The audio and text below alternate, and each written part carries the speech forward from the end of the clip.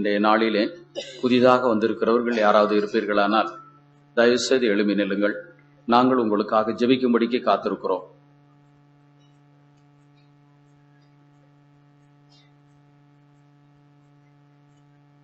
இன்றைய நாளிலே 3 பேர் புதிதாக 4 பேர் புதிதாக வந்திருக்கிறார்கள். புதிதாக வந்திருக்கிறதான உங்களுக்கு ஆண்டவராகிய இயேசு கிறிஸ்துவின் நாமத்தில் நாங்கள் உங்களுக்கு வாழ்த்துதல்களை தெரிவித்துக் கொள்கிறோம். கர்த்தர் உங்களையும் உங்கள் குடும்பங்களையும் ஆசீர்வதிப்பார். என்ன தேவைகளோடு, என்ன எதிர்பார்ப்புகளோடு, வாஞ்சைகளோடு, விருப்பங்களோடு இந்த இடத்திலே வந்திருக்கிறீர்களோ, உங்களுடைய வாஞ்சைகள், விருப்பங்கள், உங்களுடைய தேவைகள் எல்லாம் நிச்சயமாய் நிறைவேற்றி தரப்படும். நீங்கள் வந்திருப்பது ஏதோ ஒரு மனிதனை பார்க்கும்படி அல்ல, ஏதோ ஒரு கூட்டத்திற்கு அல்ல.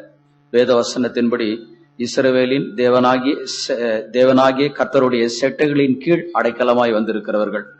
ஆண்டவருடைய செட்டைகளின் கீழ் அடைக்கலமாய் வந்ததான நமக்கு வேத வசனத்தின்படி அவராலே நிறைவான பலன் கிடைப்பதாக என்று நாம் வேதத்திலே படிக்கின்றோம். ஆண்டவருடைய சமூகத்தில் வருகிற வேளையில கர்த்தர் உங்களுடைய தேவைகள் எல்லாவற்றையும் சந்தித்து உங்களை மென்மேலும் ஆசீர்வதிப்பார் என்று நாங்கள் உங்களுக்கு சொல்கிறோம். கூடி வந்திருக்கிறதான இவர்களுக்காக வேண்டி நாம் எல்லாரும் சேர்ந்து ஜெபம் பண்ணுவோம். ஸ்தோத்திரம், ஸ்தோத்திரம், ஸ்தோத்திரம், ஸ்தோத்திரம், ஸ்தோத்திரம். நன்றியோடு துதிக்கிறோம், வாழ்த்துகிறோம். ஆண்டவரே, எங்கள் தேவனாகிய கர்த்தர் நீர் எங்களுக்கு எல்லாவற்றுக்கும் நீர் போதுமானவராயிருக்கிறவர். நீர் எங்களுக்காக தேவரே நீர் நன்மை செய்கிறவர். ஆண்டவரே, கர்த்தர் உம்முடைய பிள்ளைகளுக்கென்று நீர் உதவி செய்யும்படியாக வேண்டிக் கொள்கிறோம். சுவாமி கர்த்தாவே, உமக்கு சித்தமில்லாமல் ஒருவரும் இந்த இடத்திற்குள் வரவில்லை. நீர் இவர்களை கொண்டு வந்திருக்கிறீர். நீர் இவர்களை ஆசீர்வதிக்கும்படியாக வேண்டிக் கொள்கிறோம். கர்த்தாவே, உமது ஜனத்தினுடைய தேவைகளை சந்திக்கும்படியாக வேண்டிக் கொள்கிறேன். உம்மை தேடி வருகிறதான ஜனத்திற்கு நீர் அடைக்கலமாயிருக்கிறீர், கோட்டையாயிருக்கிறீர், ஆபத்து காலத்தில் அனுகூலமான துணையாயிருக்கிறீர். உமது பிள்ளைகளுக்கு இருக்கிற வியாதிகள், பலவீனங்கள், பிரச்சனைகள், எல்லா விதமான போராட்டங்களையும் கர்த்தர் நீர் மாற்றி அமைக்கும்படியாக வேண்டிக் கொள்கிறோம். சுவாமி இயேசுவின் நாமத்தில் பிதாவே. இந்த காலை நேரத்திலே கர்த்தர் நமக்கு நல்ல ஆலோசனைகளை தரும்படிக்கு நாம் எல்லாரும் கரங்களை உயர்த்தி ஸ்தோத்திரம் பண்ணுவோம்.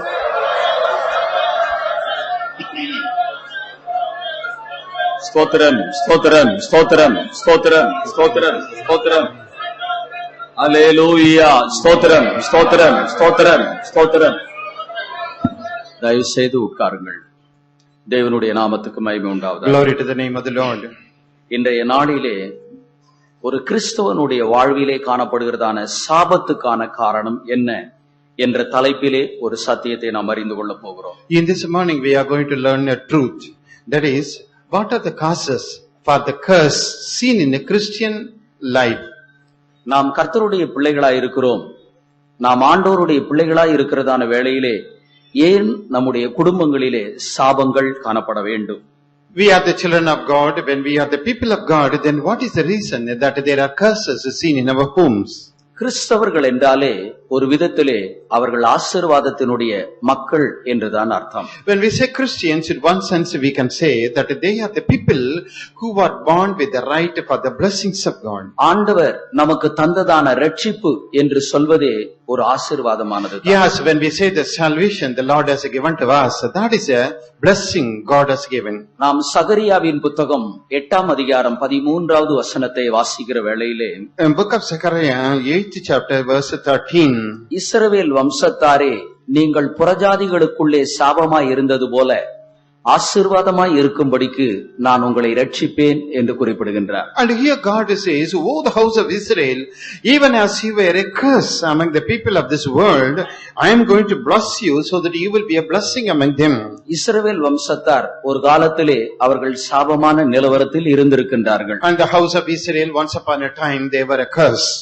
நான் உங்களை ஆசீர்வாதமாய் இருக்கும்படிக்கு உங்களை ரட்சிப்பேன் என்றுதான் ஆண்டவர் தீர்க்கதரிசியின் மூலமாக குறிப்பிடுகின்றார். Through the prophet God says, I am going to save you so that you can be a blessing to others.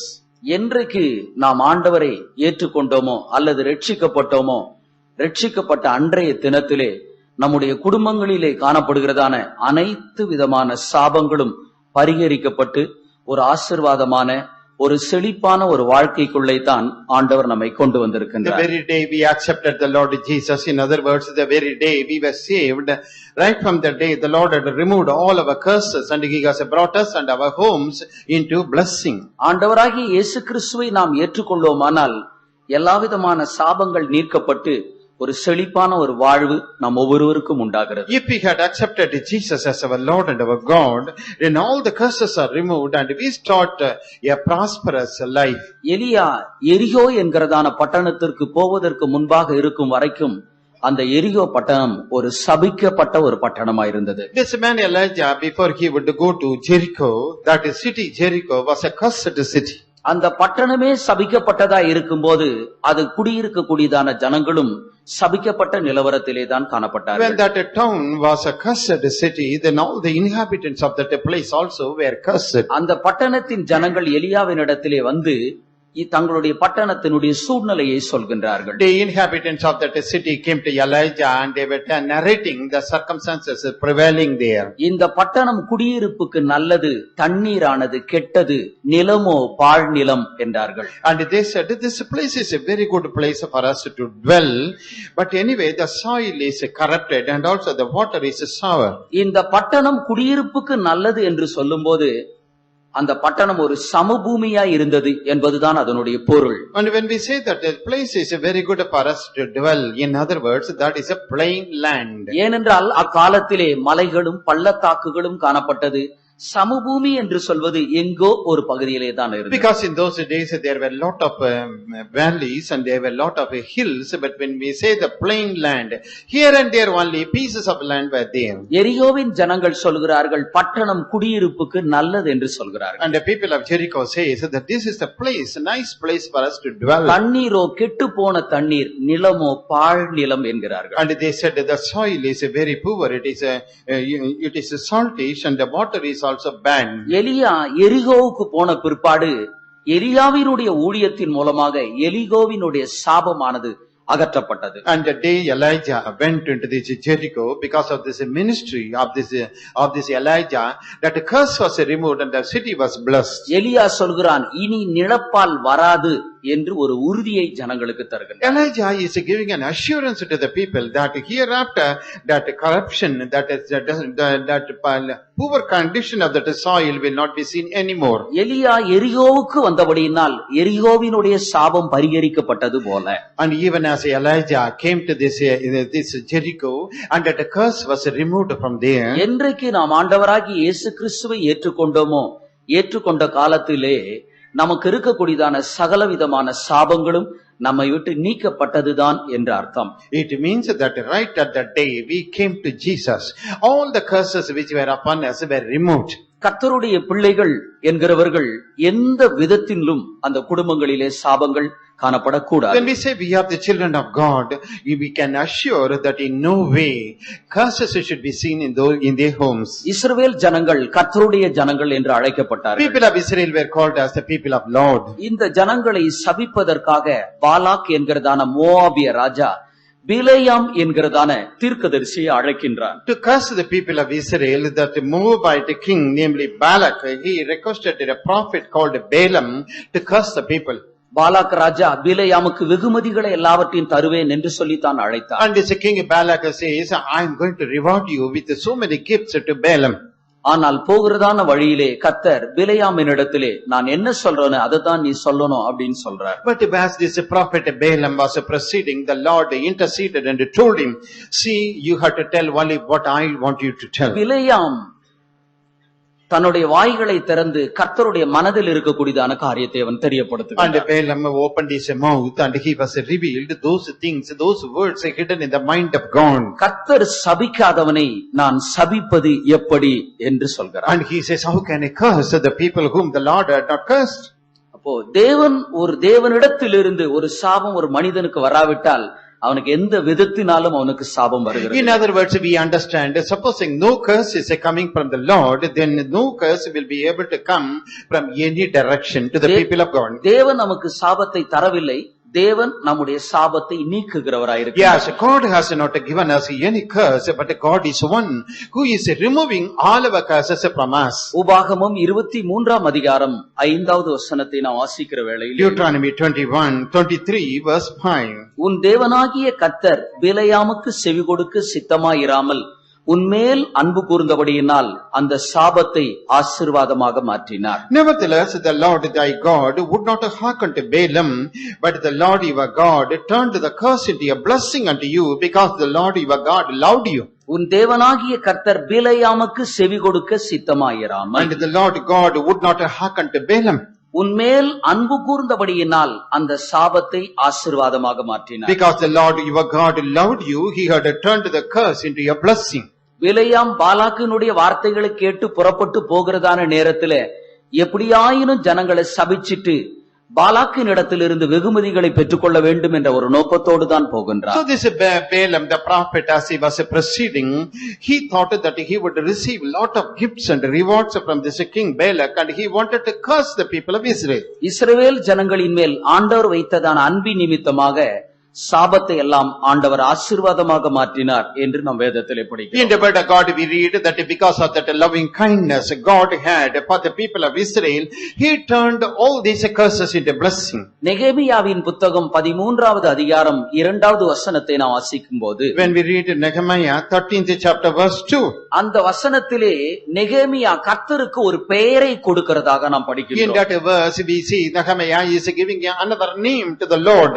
வேதத்திலே ஆண்டவருக்கு அநேக நாமங்கள் கொடுக்கப்பட்டிருக்கிறது. In the word of God we read that many names are given to our God. அந்த நாமங்களுக்கு ஏற்றாற்போல் ஆண்டவர் கிரியை செய்கின்றார். According to the meaning of that name, the Lord also is doing his work. அவரை பரிகாரி என்று சொல்லும்போது சரீரத்தில் இருக்கக்கூடியதான வியாதிகளை அவர் நீக்குகிறார். When we call that the Lord as our healer, then he is removing all our diseases from our body. அவரை இரட்சகராக நாம் பார்க்கிறதான வேளையிலே அவர் நம்மை எல்லா விதமான தீமையிலிருந்து நம்மை மீட்டெடுக்கின்றார். When we look at the Lord Jesus as our Savior, then he is redeeming us from all the evil things. நாம் அவரை பாதுகாவலர் என்று நாம் சொல்லும்போது எந்த ஆபத்துகள் விபத்துகள் ஏற்படாதபடிக்கு நம்மை தீமையிலிருந்து So பாதுகாக்கிறார். when we say that the Lord is preserving us, then he is preserving us from all evil and danger. இந்த இடத்திலே நெகேமியா ஆண்டவருக்கு ஒரு நல்ல ஒரு பெயரை At தருகின்றார். this juncture, Nehemiah is giving a very beautiful name to our God. சாபத்தை திருப்பின எங்கள் தேவன் என்று சொல்கின்றார். And he says he is that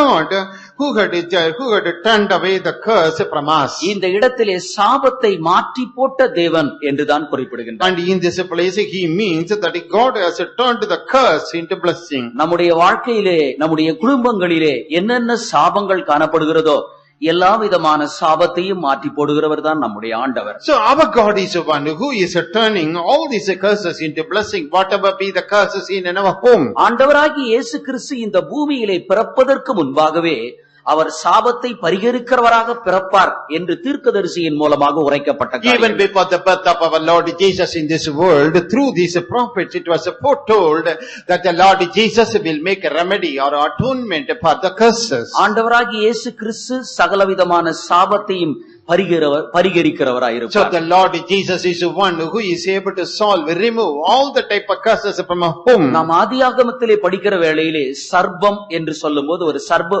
சபிக்கப்பட்டதான ஒரு பிராணியாயிருந்தது. In the book of Genesis, when we read, we come across this serpent that is a cursed animal. இயேசு கிறிஸ்து சர்ப்பத்தினுடைய தலையை நசுக்கிறவராய் அவர் பிறந்தார். And Jesus Christ came upon this earth to bruise the head of the devil, that is serpent. இஸ்ரவேல் ஜனங்கள் வனாந்தரத்திலே வந்தபோது When the people of Israel came into this wilderness, அவர்கள் தேவனுக்கு கோபமூட்டினார்கள். and those people provoked the Lord.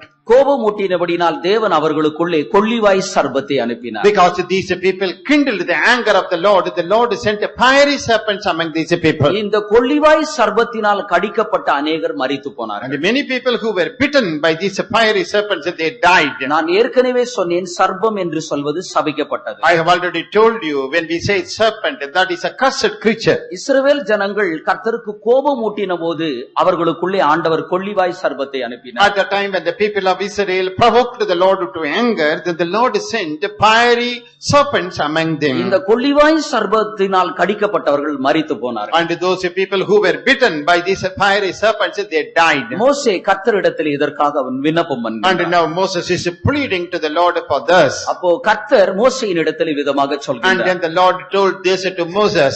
நீ ஒரு வெண்கல சர்ப்பத்தை கோலினியலை உயர்த்தி வை என்று சொன்னார். And he says, you prepare a brazen serpent, lift it up upon the top of a pole. யார் ஒருவன் இந்த கொள்ளிவாய் சர்ப்பத்தினால் கடிக்கப்படுகின்றானோ, Whosoever is bitten by this fiery serpent, உயர்த்தப்பட்டதான அந்த வெண்கல சர்ப்பத்தை நோக்கி பார்க்கும்போது அவனுக்குள்ளே ஜீவன் உண்டாகும் என்றார். When he will behold that brazen serpent upon the top of the pole, then he will have this life in him.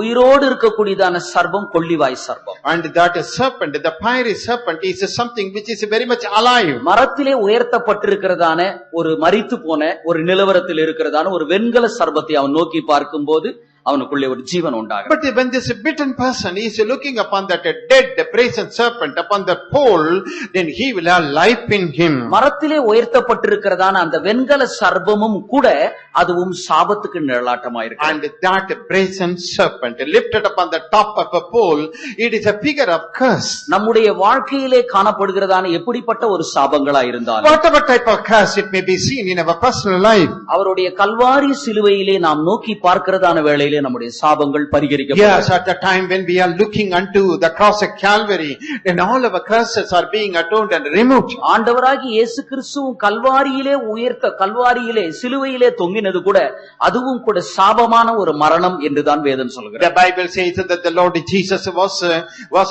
hanged on the cross of Calvary. According to the word of God, that is also a cursed form of death. ஆகவே நம்முடைய குடும்பங்களிலே நம்முடைய ஜீவியங்களிலே காணப்படுகிறதான எல்லா விதமான சாபங்களும் பரிகரிக்கப்பட வேண்டியதா இருக்கின்றது. And therefore all the types of curses seen in our homes should be removed and solved. சிலர் நினைக்கின்றார்கள் சாபம் என்று சொல்லும்போது தங்கள் குடும்பங்களிலே காணப்படுகிறதான வறுமைகள், கஷ்டங்கள், இவைகளை தான் சாபம் என்று நினைக்கின்றார்கள். According to some people, they presume that the poverty and the wants seen in their homes is a type of curse. உபாகமம் 28வது அதிகாரத்திலே பலதரப்பட்டதான ஒரு சாபத்தை பற்றி நாம் In படிக்கிறோம். Deuteronomy 28th chapter, we come across different types of curses. நம்முடைய குடும்பங்களில் இருக்கக்கூடியதான சாபங்கள் எப்படிப்பட்டது, இந்த சாபத்தை எப்படி நம்முடைய குடும்பத்தை விட்டு விரட்டுவது என்பதை தான் நாம் இன்றைய நாளிலே அறிந்து கொள்ள போகின்றோம். So this morning we are going to learn what type of curse is seen in our home and what is the way by which we can drive away that curse from our house. உபாகமம் 28வது அதிகாரம் இஸ்ரவேல் ஜனங்களுக்கு ஒரு பகுதி ஆசீர்வாதமாகவும் மற்றொரு பகுதி சாபமாகவும் கொடுக்கப்பட்டிருக்கிறது. So now we turn to Deuteronomy 28th chapter. One portion of it deals with the blessing, the other portion deals with the curses.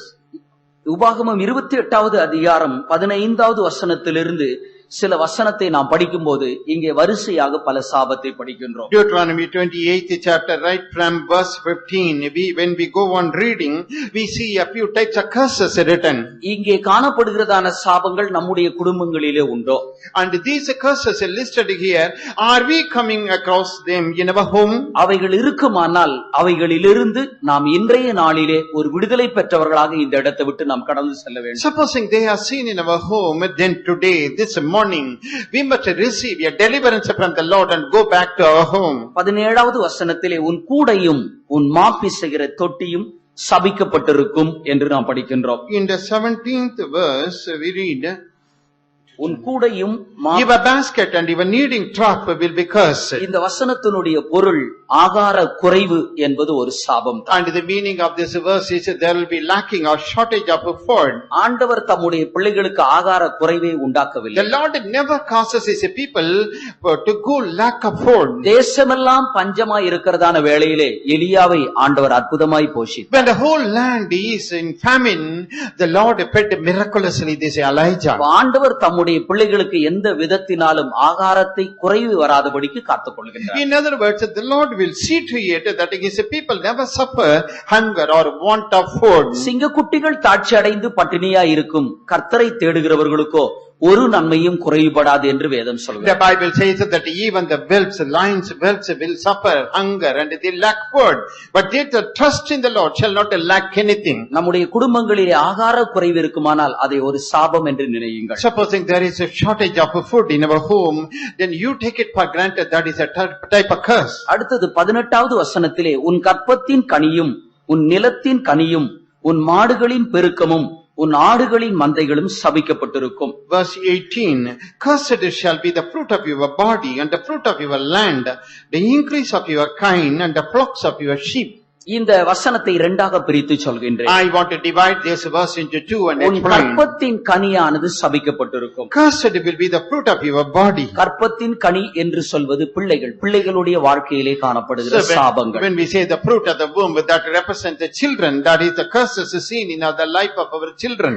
அடுத்தது உன் நிலத்தின் கனியும் மாடுகளின் பெருக்கமும் உன் ஆடுகளின் மந்தைகளும் சபிக்கப்பட்டிருக்கும். And next we see the fruit of your land, the increase of your kind, the flocks of your sheep will be cursed. இது பொருளாதார ரீதியிலே முன்னேற முடியாதபடிக்கு பொருளாதாரத்திலே மிகவும் பின்தங்கின ஒரு நிலவரம். In other words, economically, that is a money wise, we are lacking behind, we are not able to go forward. ஏதோ சாப்பிடுவதற்கு இருக்கிறது, ஆனால் நன்றாக இருக்கிறோம், செழிப்பாக இருக்கிறோம் என்று சொல்வதற்கேற்றதான ஒரு நிலவரத்தில் இல்லை.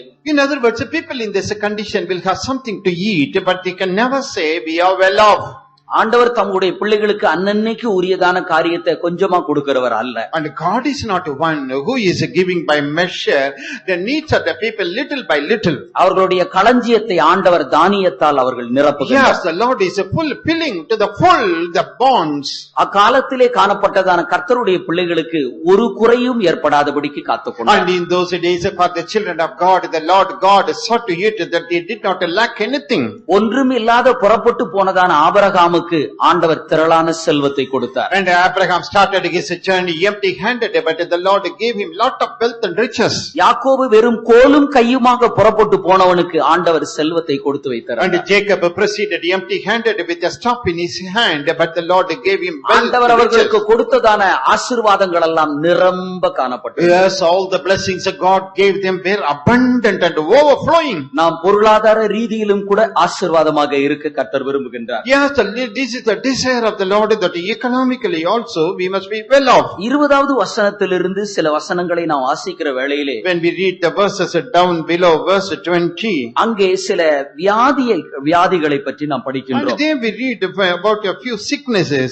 இந்த வியாதிகளும் கூட சாபமாக And கொடுக்கப்பட்டிருக்கிறது. these sicknesses are listed as a curse. 22வது வசனத்திலே கர்த்தர் உன்னை ஈழையினாலும் காய்ச்சலினாலும் உஷ்ணத்தினாலும் எரிபந்தத்தினாலும் வறட்சியினாலும் கருக்காயினாலும் விஷப்பணியினாலும் பாதிப்பார். Verse 22, the Lord shall smite you with a consumption, with a fever, with an inflammation, with an extreme burning, with a sword, with a blasting, with a mildew. வேதாகமம் வியாதி என்று சொல்வதை சாபம் என்றுதான் The சொல்கின்றது. Bible is calling these sicknesses as a curse.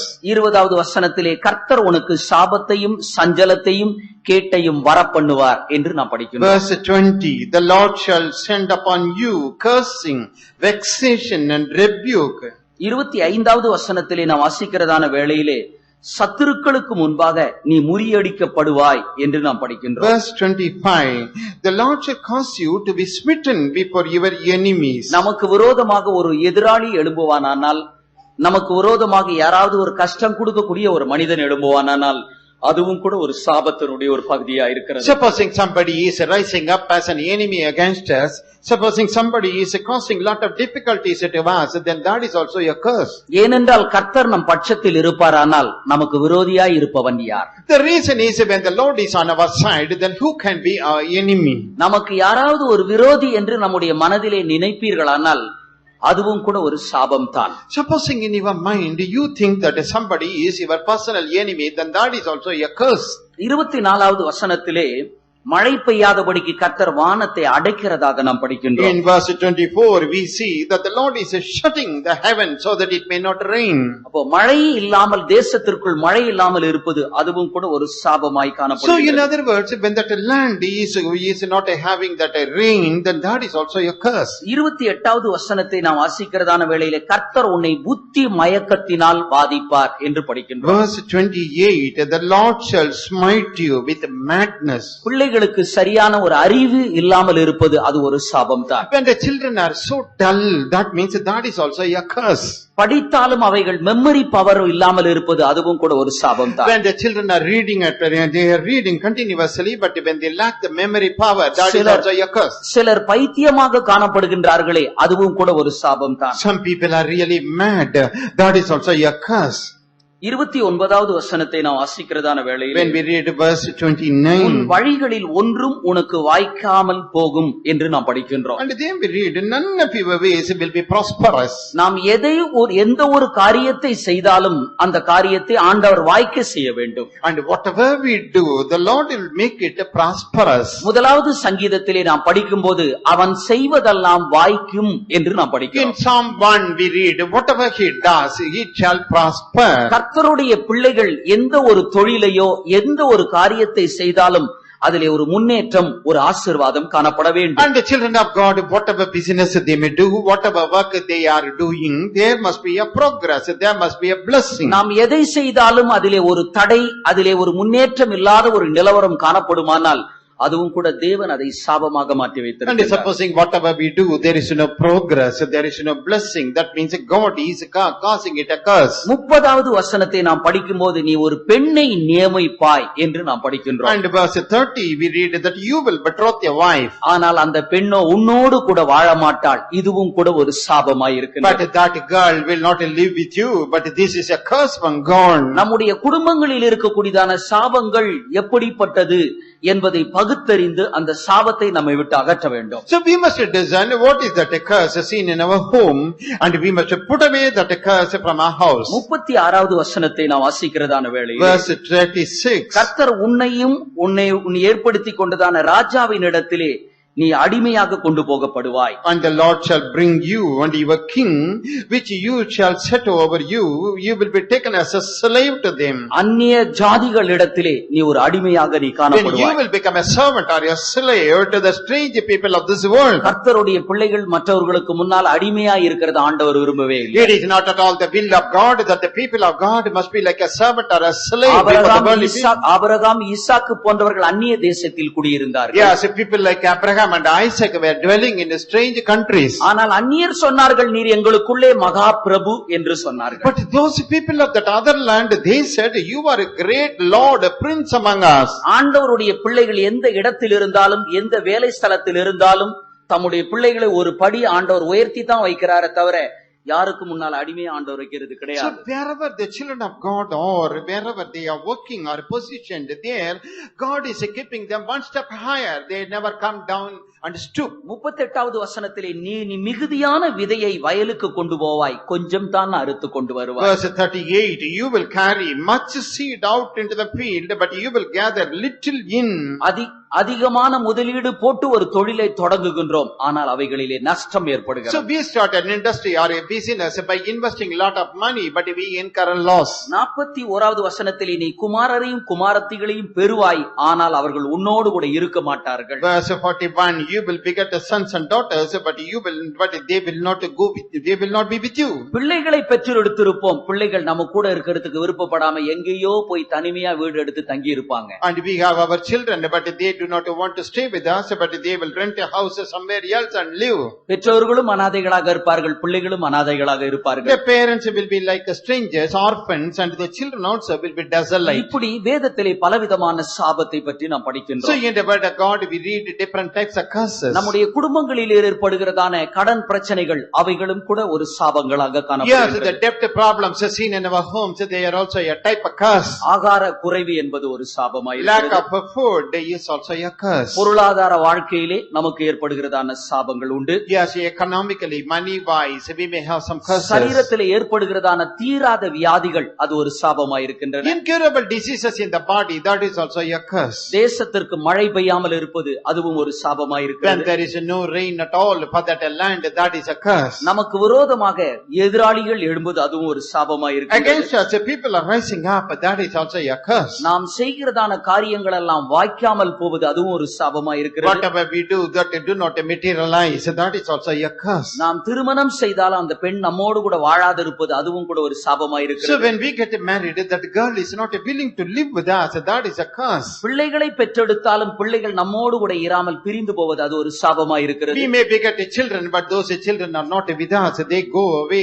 separated, that is a curse. மிகுதியான முதலீடை போட்டு தொழில் தொடங்கினாலும் அதிலே கொஞ்சம் கூட லாபம் இல்லாமல் அழிந்து போத ஒரு சாபமாய் இருக்கிறது. Start a business laziness by investing a lot of money, but there is no return at all. That is also a curse. கடன் பிரச்சனை என்று சொல்வதும் கூட சாபமாயிருக்கிறது. When we say debt burden, that is also a curse. ஆண்டவராகிய இயேசு கிறிஸ்து கல்வாரியிலே நம்முடைய எல்லாவிதமான சாபத்தை பரிகரித்தார் என்று நாம் விசுவாசிக்கின்றோம். Yes, we believe that the Lord Jesus on the cross of Calvary, He made a solution for all our curses. இப்படி இருக்கிறதான வேளையிலே கர்த்தருடைய ஜனங்கள் குடும்பங்களிலே ஏன் இப்படிப்பட்டதான சாபங்கள் உண்டாகிறது? So when that is the reality, then in the children of God's house, why should there be the curse? இந்த சாபங்களுக்கான காரணத்தை அறிந்து அவைகளிலிருந்து நாம் ஒரு விடுதலை பெற்றுக் கொள்ள வேண்டும். We must find out what is the real cause for this curse, and we must get a deliverance from that curse. வேதம் சொல்கிறது, ஆத்துமா வாழ்வது போல நீ எல்லாவற்றிலும் வாழ்ந்து சுகமாய் இருக்கும்படிக்கு வேண்டிக் கொள்கின்றேன். And the Bible says, I pray that you may prosper and be in health even as your soul prosper. கர்த்தருடைய ஜனங்கள் ஒன்றிலும் குறைவற்றவர்களாக நிரம்ப காணப்பட வேண்டும் என்பதைத்தான் கர்த்தர் விரும்புகின்றார். And the Lord is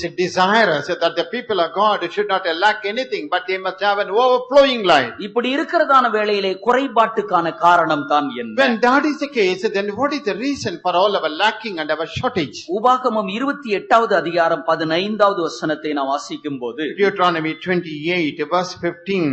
தயவுசெய்து வாசியுங்கள். இன்று நான் உனக்கு விதிக்கிற உன் தேவனாகிய கர்த்தருடைய எல்லா கற்பனைகளின்படியும் கட்டளைகளின்படியும் நடக்க கவனமாயிருக்கிறதற்கு அவர் சத்தத்திற்கு செவி கொடாதே போவாய ஆகில் இப்பொழுது சொல்லப்படும் சாபங்கள் எல்லாம் உன்மேல் வந்து உனக்கு பலிக்கும்.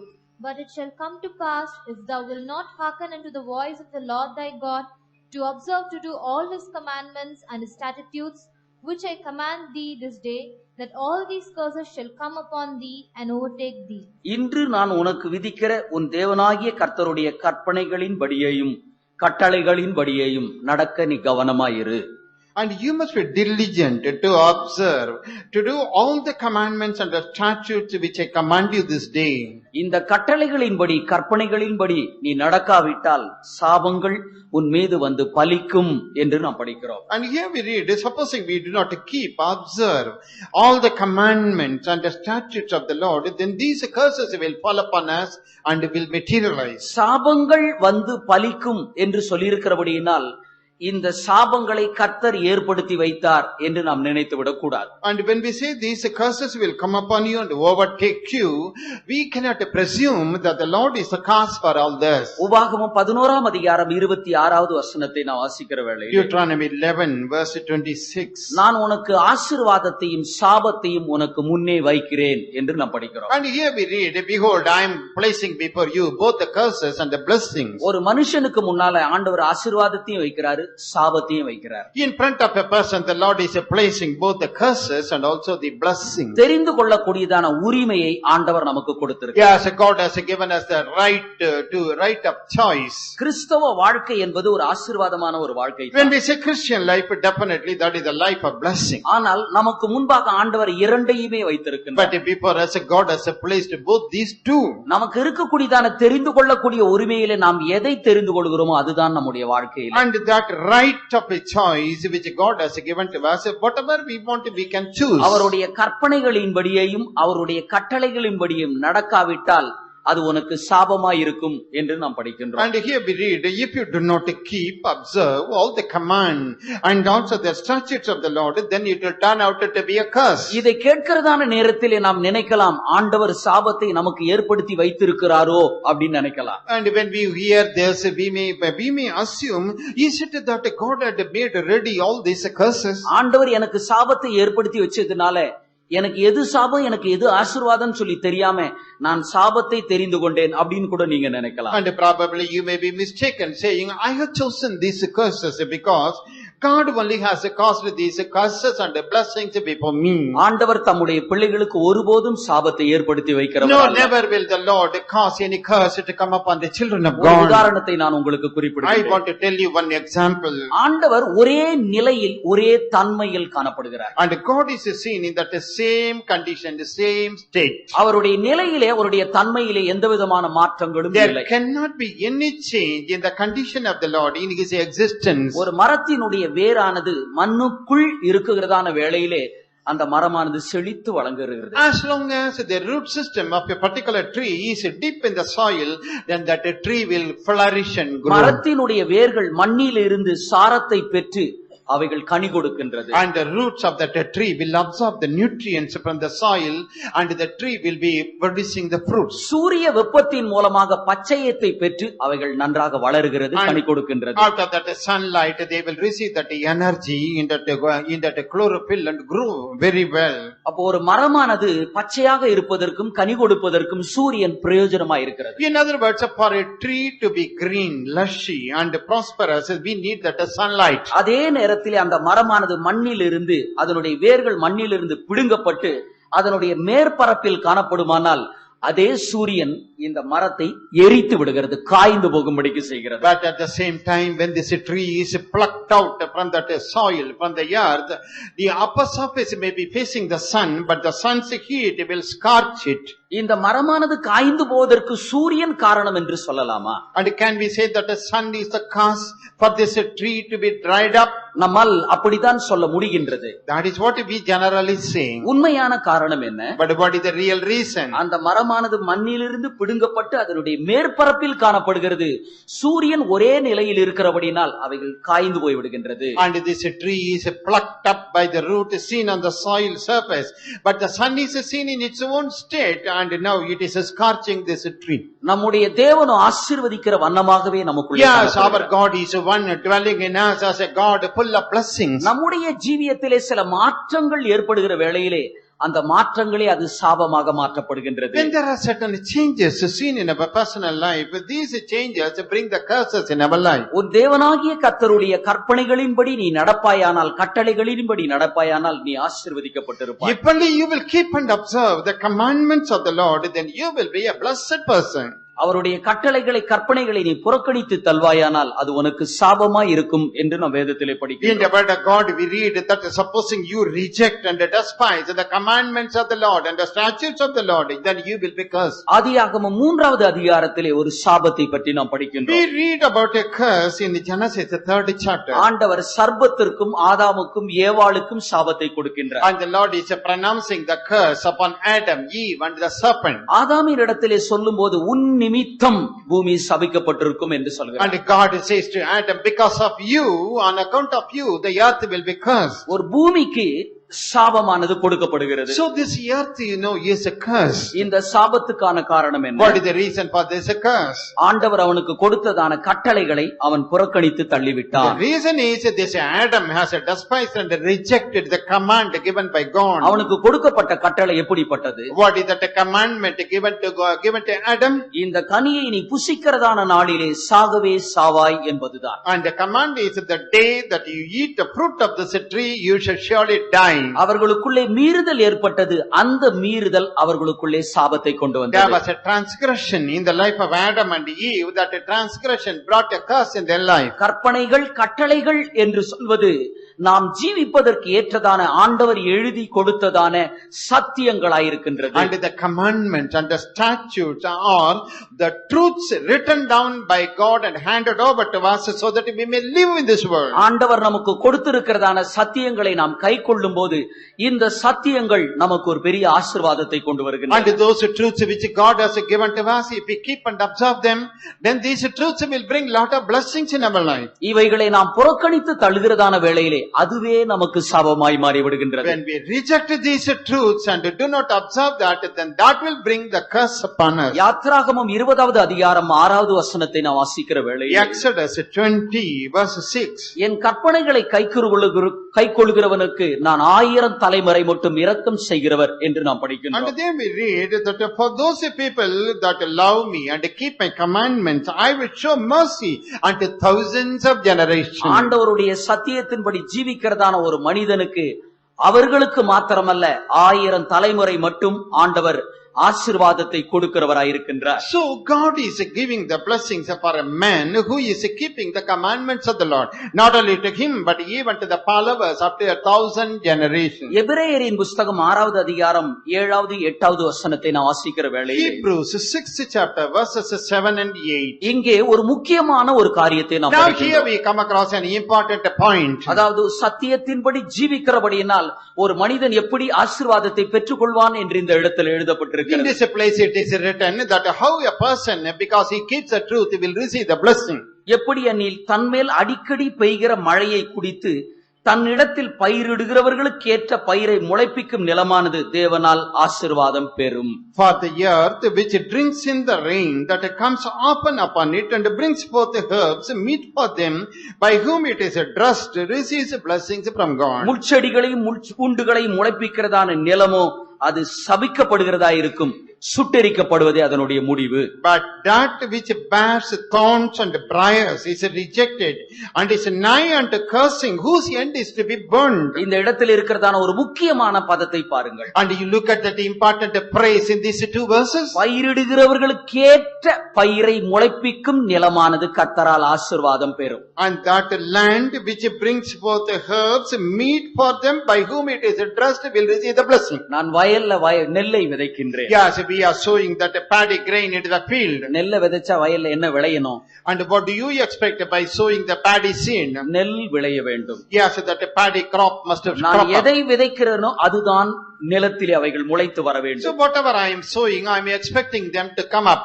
நான் நெல்லை விதைத்து விட்டேன், ஆனால் முள்செடியும் முள் பூண்டும் தான் அந்த இடத்திலே முளைக்கிறது. I have sown the paddy grain, but I see thorns and briars coming up. வேதம் சொல்கிறது சபிக்கப்படுகிறதும் சுட்டெரிக்கப்படுவதுதான் இதனுடைய முடிவு என்று And படிக்கிறோம். the Bible says that it is to be rejected and nigh unto cursing, its end is to be burned. விதைத்தல் என்று சொல்வது ஆண்டவர் நமக்கு தருகிறதான சத்தியங்கள் தான். When we say sow, that means the truths given to us by God. ஆண்டவர் நமக்கு என்ன சத்தியங்களை தருகிறாரோ அதற்கேற்ற ஒரு ஜீவியம் நம்முடைய வாழ்க்கையிலே வேண்டும். Whatever type of truth God is giving to us, our life must be in conformity to the truth given to us. அதற்கேற்ற ஒரு ஜீவியம் இல்லாமல் முள்செடி முள் பூண்டுகளை போல தகாத கிரியைகள் நமக்குள்ளே காணப்படுமானால் அது சாபமாய் மாறிவிடுகின்றது. When we do not have a life suitable to that truth given to us, like a thorn and a briar, if we produce, then that will be a curse. எவ்வளவுக்கு எவ்வளவு கர்த்தருடைய சத்தியத்தின்படி ஒரு மனிதன் ஜீவிக்கிறானோ அதை பொறுத்து தான் கர்த்தர் அவர்களுக்கு ஒரு ஆசீர்வாதத்தை தருகின்றார். To what extent a person is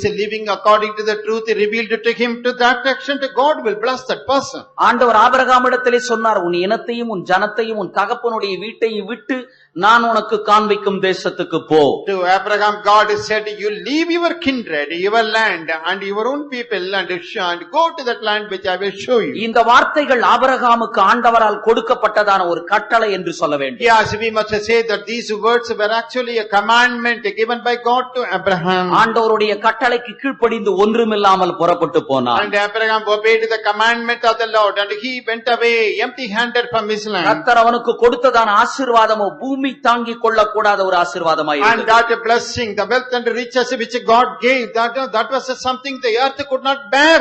எவ்வளவுக்கு வேதத்துக்கு பயந்து வேத வசனத்தின்படி ஜீவிக்கிறார்களோ ஆண்டவர் அவர்களை 1000 தலைமுறை மட்டும் ஆசீர்வதித்து உயர்த்துகின்றார். And to what extent these people have the fear of God and His word, 2000 generation, God will bless the people and exalt them. வேதத்தை சத்தியத்தை நாம் புறக்கணிக்கிறதான வேளையில் அதுதான் சாபமாய் And மாறுகிறது. when we are rejecting the word of God, when we are rejecting the truth, then that is the source of all the curse. இரண்டாவது முற்பிதாக்களால் வருகிறதான சாபம் என்று நாம் படிக்கின்றோம். And next we read the curses from our forefathers. யாத்திராகமம் 20வது அதிகாரத்திலே 5வது வசனத்திலே நாம் வாசிக்கின்றோம். In Exodus 20th chapter verse 5.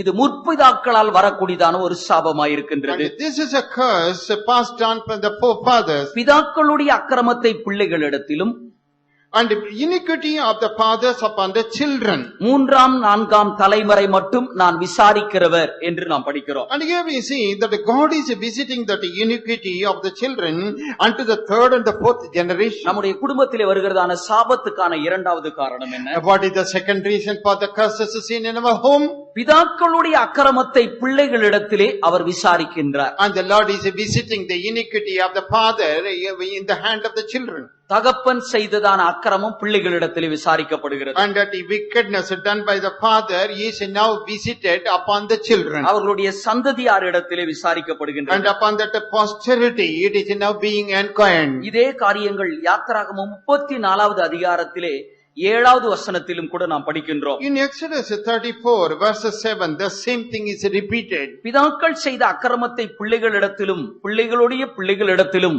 3ஆம் 4ஆம் தலைமுறை மட்டும் நான் விசாரிக்கிறவர் என்று நாம் படிக்கின்றோம். And we read that the Lord will be visiting the iniquity of the fathers upon the children, upon children's children, unto the third and the fourth generation. யாத்திராகமம் 4ஆம் அதிகாரம் 11வது வசனத்தை நான் வாசிக்கிற வேளையிலே Exodus 4 verse 11. மனுஷனுக்கு வாயை உண்டாக்கினவர் யார்? And who is he that has formed the mouth for a man? ஊமையும் செவிடனையும் பார்வையுள்ளவனையும் குருடனையும் உண்டாக்கினவர் யார்? Who makes the dumb or deaf or the seeing or the blind? கர்த்தராகிய நான் அல்லவா என்று நாம் படிக்கின்றோம். Here we read, have not I the Lord? இந்த வசனத்தை படிக்கும்போது இருதயத்துல ரொம்ப மனசுல கஷ்டமா இருக்கு இல்லையா? Yes, when we read this verse, do you not feel pricked in your heart? ஊமையும் செவிடனையும் குருடனையும் உண்டாக்கினவர் யார்? கர்த்தராகிய நான் அல்லவா என்று சொல்கின்றார். And God is saying, who has made man, who has made the dumb, the deaf, or the seeing, or the blind? Have not I the Lord? இதெல்லாம் படிக்கும்போது நம்ம என்ன நினைக்கிறோம்? குருடன ஆண்டவர் தான் உண்டாக்குனார், ஏன் ஒரு மனுஷன் இப்படி உண்டாக்குனார் நம்ம நினைக்கின்றோம். When we read these verses, we think that why God has after all created that a blind man. ஒரு மனுஷன் ஆண்டவர் நல்ல பார்வையுள்ளவனா உண்டாக்கிட்டு ஒரு மனுஷன் ஆண்டவர் குருடனா உண்டாக்கி இருக்கிறார். இதுக்கு என்ன காரணம்? ஆண்டவர் பட்சபாதம் செய்கின்றாரா? And when God had created beautiful eyes for one man, he has created a blind man on the other side. Is God partial?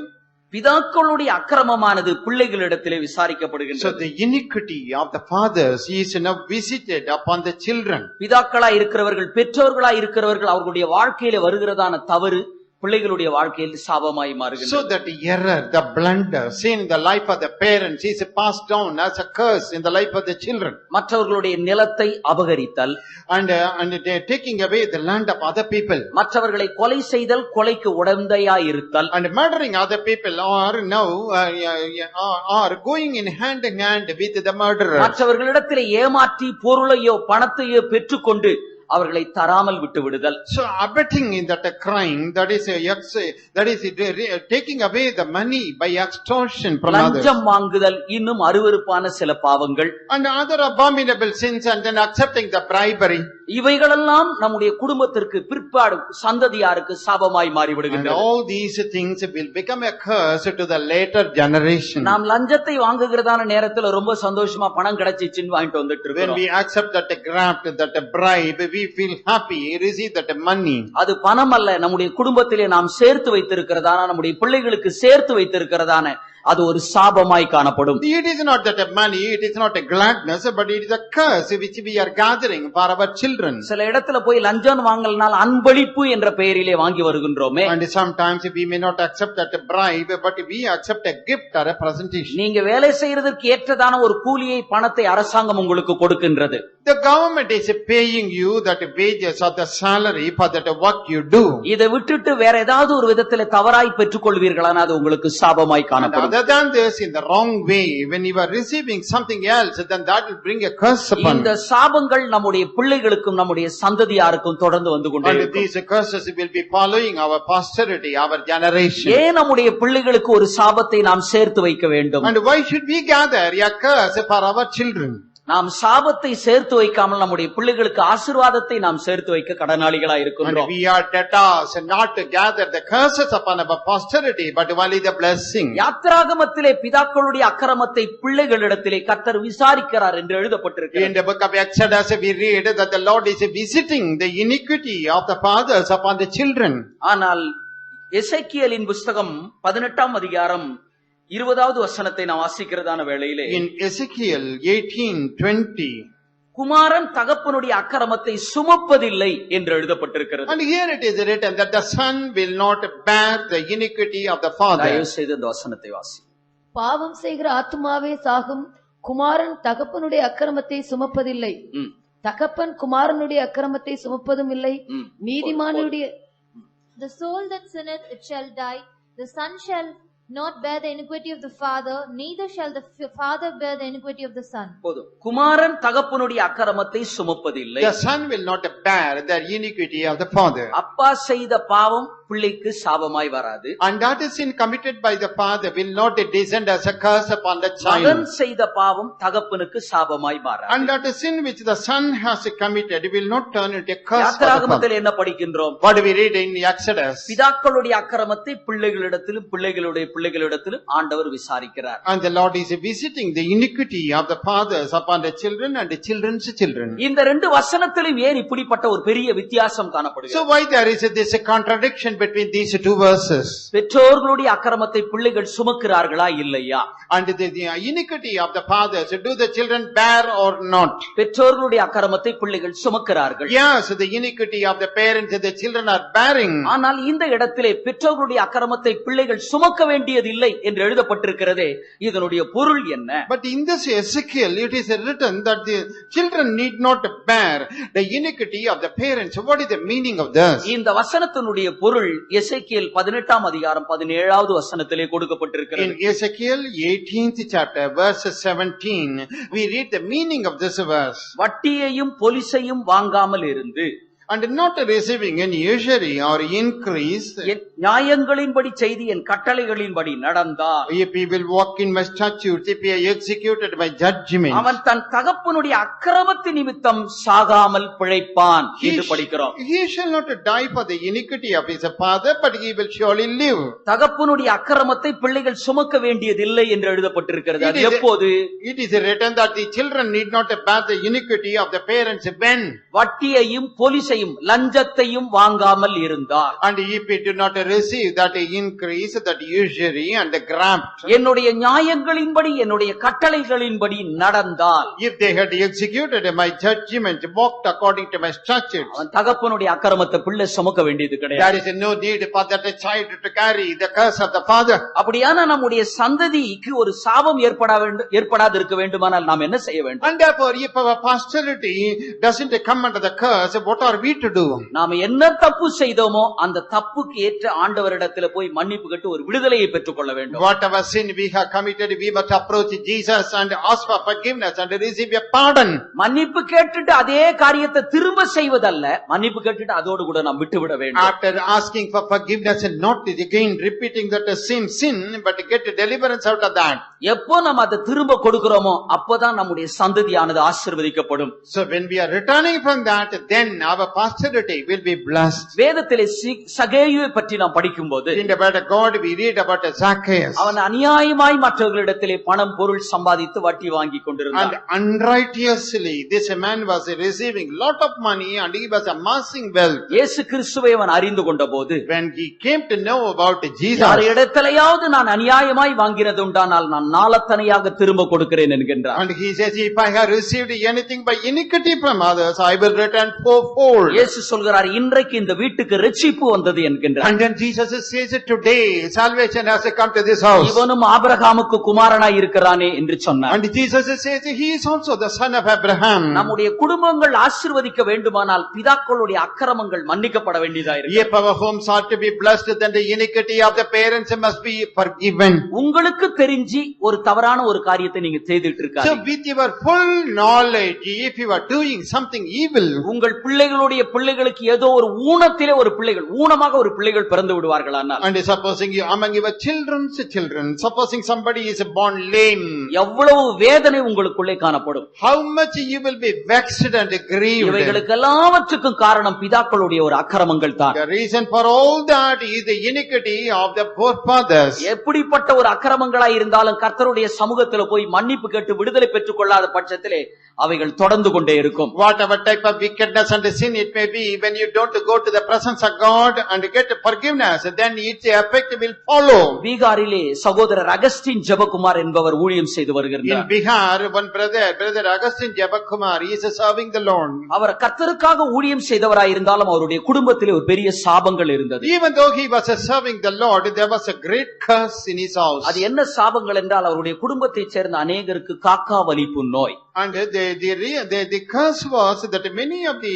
people would be having a partial paralysis. இந்த வியாதி, இந்த நோய் எப்போது அவர்களுக்கு வரும் என்றால், And when that sickness will strike a person, இவர்கள் யாராவது ஒருவருடைய விசேஷத்திற்கு விருந்துக்கு போனான்னா அந்த இடத்துல தான் இவர்களுக்கு இந்த நோய் and வரும். supposing any of the family members go to attend a feast or a special function, at that time they will suffer the ஒரு disease. கல்யாணத்துக்கு போவாங்க, இவங்க குடும்பத்தை சேர்ந்தவங்க தரையில படுத்துக்கிட்டு காய் கால உதச்சிட்டு And உட்கார்ந்து they will be attending a wedding ceremony, but this family member will be suffering from this pain. இந்த குடும்பத்தாருக்கு இது ஒரு பெரிய துக்கமாக, ஒரு வேதனையாக And the காணப்படும். family members, this was something grievous and vexatious. ஒரு நாள் அகஸ்டின் ஜெபகுமார் கர்த்தரிடத்திலே விதமாக ஜெபித்தார். And one day this brother Augustine Jabakumar prayed to the Lord. கர்த்தாவே, நான் உமக்காக ஊழியம் செய்கிறேன், என்னுடைய குடும்பத்தார் ஏன் இப்படிப்பட்ட வியாதியினால் பாதிக்கப்படுகிறார்? Oh Lord, I am serving you. Then even that is the case, why my family members are suffering from this disease? ஒரு நாள் அவர்களுடைய குடும்பத்தார் எல்லாரையும் தன்னுடைய வீட்டிலே கூட்டினார். And one day he invited all his family members to assemble in a place. அவர்கள் காலையில் இருந்து உபவாசித்து ஜெபித்துக் கொண்டே இருந்தார்கள். And right from the morning those people were fasting and praying. ஏன் இப்படிப்பட்ட வியாதி எங்களை பின்தொடர்ந்து வந்தது? Why this type of sickness is pursuing us? எங்களால் எந்த ஒரு சந்தோஷமான இடத்திற்கும் போக முடியவில்லை. We are not able to participate gladly in any function. அப்படி நாங்கள் போவோமானால் மற்றவர்களுடைய சந்தோஷம் போய்விடுகின்றது. And if supposing we go, then other people, the onlookers, lose the joy. இந்த சாபத்துக்கான காரணம் என்ன என்று அவர் ஜெபிக்கலானார். And those they began to pray, what is the reason for this curse? அப்போது கர்த்தர் அவருக்கு திட்டமான ஒரு காரியத்தை வெளிப்படுத்தி கொடுத்தார். At that time the Lord specifically revealed to him a particular thing. சகோதரர் அகஸ்டின் ஜெபகுமாருடைய தாத்தா ஒரு மோசமான ஒரு நபராய் ஆரம்பத்தில் And the இருந்திருக்கிறார். grandfather of this brother Augustine Jabakumar, in the beginning he was really an evil man. அவர் இருந்ததான கிராமத்திற்கு ஒரு ஊழியக்காரர் சத்தியம் சொல்லும்படிக்கு போனார். In that village there, that grandfather was dwelling, one servant of God went there to proclaim the gospel. இவருடைய தாத்தாவோ அவரை நன்றாக அடித்து அவரை விரட்டி விட்டு விட்டார். And this grandfather smote him and then drove him away from the village. இதை ஒரு தவறு என்று அவர் அன்றைக்கு அவர் நினைக்கவும் இல்லை. And that day he did not occur to him that this was a sin. இந்த சம்பவத்தை ஆண்டவர் இந்த சகோதரருக்கு வெளிப்படுத்தி கொடுத்தார். And to this brother the Lord revealed this incident. அந்த முழு குடும்பமும் கண்ணீரோடு இந்த காரியத்திற்காக The ஜெபித்தார்கள். whole family prayed with the tears for this. ஆண்டவர் அவர்களுடைய பாவங்கள் எல்லாவற்றையும் மன்னித்தார். And then the Lord forgave all their sins. அதற்கு பிற்பாடு இந்த சாபங்கள் தன்னுடைய குடும்பத்தில் வரவில்லை என்று குறிப்பிடுகின்றார். And after that Jabakumar says that this particular disease did not strike any one of them உங்க later. குடும்பத்தில் எப்படிப்பட்ட ஒரு சாபங்கள் இருக்கிறதோ அதற்கான காரணம் என்ன என்பதை ஆராய்ந்து அறிந்து கொள்வீர்களானால் நீங்கள் விடுதலையை பெற்று அனுபவிக்கலாம். And therefore if you can find out the curse in your home and find out the real reason for that curse, then you can get a deliverance. ஆண்டவர் நம்முடைய சாபத்தை மாற்றிவிட்டார் என்பது மெய்தான். It is true that the Lord had taken away all of our curses. இந்த ஆசீர்வாதத்தை சுதந்தரித்துக் கொள்வதற்கு காரணத்தை கண்டுபிடியுங்கள். And find out the way by which you can receive that blessing. மூன்றாவது, பாவத்தினால் வரக்கூடியதான சாபங்கள். And the third curse is through the sin. ஒரு நபருடைய வாழ்க்கையிலே எவ்வளவுக்கு எவ்வளவு பாவங்கள் காணப்படுகிறதோ அவ்வளவுக்கு அவ்வளவாக அது சாபங்களாய் To மாறிவிடுகின்றது. what extent in the life of an individual sins are seen, to that extent that will become a curse. அதாவது இந்த பாவங்கள் என்று சொல்வது பல தரப்பட்ட ரீதியிலே வருகின்றது. And when we say the sins, the sins are diverse.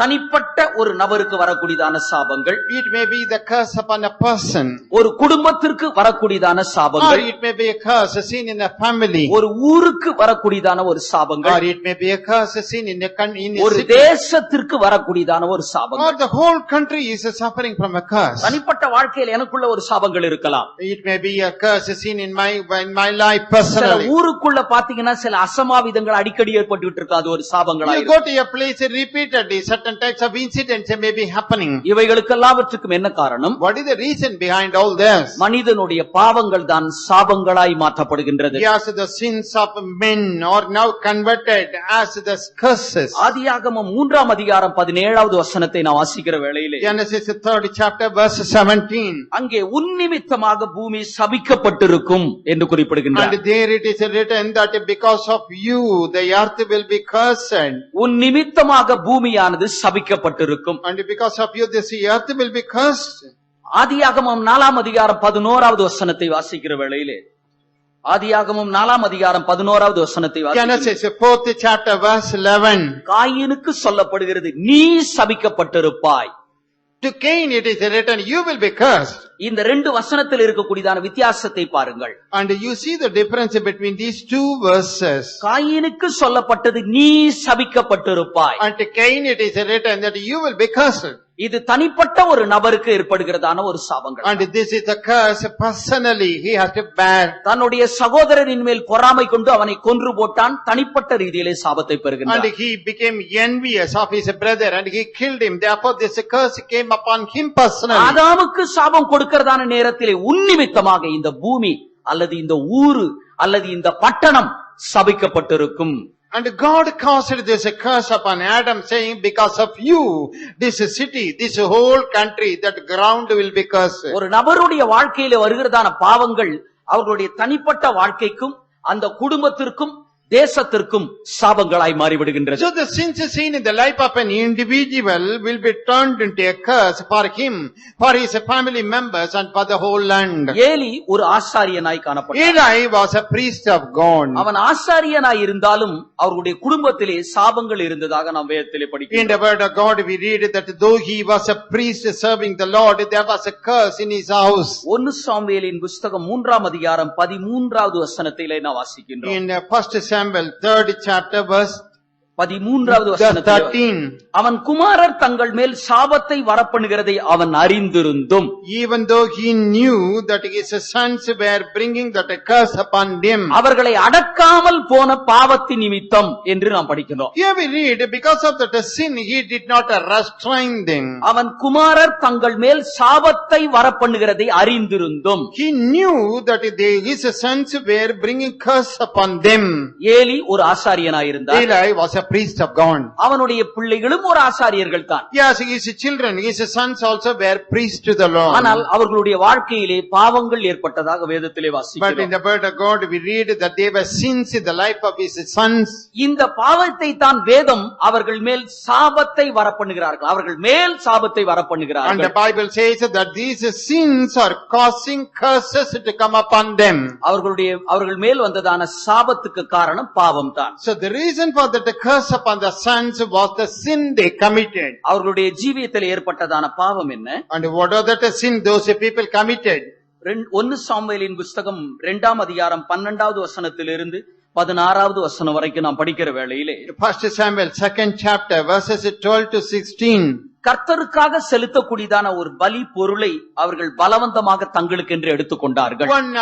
One piece of that flesh, that animal which was offered as a sacrifice to the Lord, they will take it by force. ஆசாரியனுக்கென்று ஒரு பிரத்யேகமான ஒரு ஊழியம் உண்டு. And the priest has got a special ministry. ஆசாரியனுடைய ஊழியம் ஆண்டவருக்கு பலி செலுத்துறது தான். What is that ministry of that priest? He has to offer the sacrifice to God. ஆண்டவருக்கென்று பலி செலுத்துவதை அவர்கள் தங்களுக்கென்று அவர்கள் எடுத்துக்கொண்டார்கள். And that which was offered as a sacrifice to God, these people misappropriated it for them.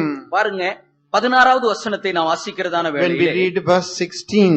இப்போதே கொடு, இல்லாவிட்டால் பலவந்தமாய் எடுத்துக்கொள்வேன் என்று அவர்கள் சொல்வார்கள். And they said, you will give it me now, if not I will take it by force. கர்த்தருக்காக செலுத்தக்கூடியதான பலியை இவர்கள் தங்களுக்காக எடுத்துக்கொண்டார்கள். And that sacrifice offered to the Lord, these people will snatch it by force. இவர்கள் தங்களுக்கென்று எடுத்துக்கொண்டபடியினால் இவர்கள் பாவம் செய்ய வேண்டியதாயிருந்தது. And because they took it for themselves, they were committing sin. கர்த்தருக்குரியதை நீங்கள் உங்களுக்கென்று பயன்படுத்துவீர்களானால் அது உங்கள் சரீரத்திலே பாவமாக மாற்றப்படும். And what belongs to the Lord, supposing you are misusing it for your use, then that will be turned into a curse. நீங்க விரும்பவும் செய்யலாம், விரும்பாமையும் இருக்கலாம். சத்தியம் என்பது ஒன்றே ஒன்றுதான். Probably you may like what I tell, you may not like what I tell you, but there is only one truth. பலி என்பது கர்த்தருக்காக தகனிக்கப்படக்கூடியது. So what is that sacrifice? That is something burnt for the Lord. இவர்களுக்கென்று ஒரு பகுதியானது கொடுக்கப்பட்டிருந்தது. Yes, for these priests one particular portion of that animal was given. இவர்களுக்கென்று ஒரு பகுதி கொடுக்கப்பட்டிருந்தாலும் Even though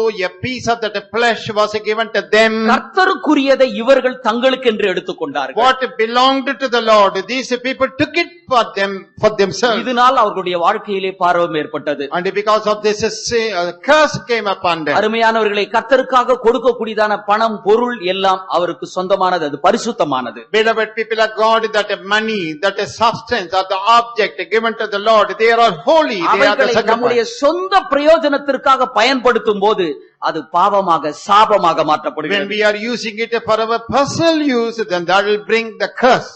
இரண்டாவது அவர்களுடைய வாழ்க்கையில் ஏற்படுகிறதான சாபத்து 22வது வசனத்திலே நாம் And படிக்கிறோம். the second matter we read in verse 22. அவர்கள் சரீர ரீதியிலே பாவம் செய்ததாக வேதத்திலே நாம் So வாசிக்கின்றோம். bodily, these people were committing carnal sin. இந்த ரெண்டு பாவங்களும் தங்கள் மேல் அவர்கள் சாபத்தை வரவழைத்துக் கொண்டார்கள். And these two sins turned out to be a curse upon them. இந்த காரியத்துக்கு நம்ம ரொம்ப ஜாக்கிரதையா இருக்க We have வேண்டியது. to be very vigilant concerning this. பிசாசானவன் நம்முடைய வாழ்க்கையில, நம்முடைய குடும்பத்தில, நம்முடைய பிள்ளைகளுக்கு சாபத்தை உண்டாக்குவதற்கு இப்படிப்பட்டதான ஒரு சூழ்நிலையை நமக்கு உண்டாக்கி விடுகின்றார். Yes, the devil will be creating a right situation for us to commit these sins so that later for us and our children may suffer because of curse. ஏலியினுடைய குடும்பத்திற்கு ஆண்டவர் ஒரு பெரிய சாபத்தை தருகின்றார். And to the family of this Eli, God was causing a great curse. தங்களுடைய குமாரர் தங்கள் மேல் சாபத்தை வரவழைத்துக் கொண்டார்கள். And these children, the sons, caused the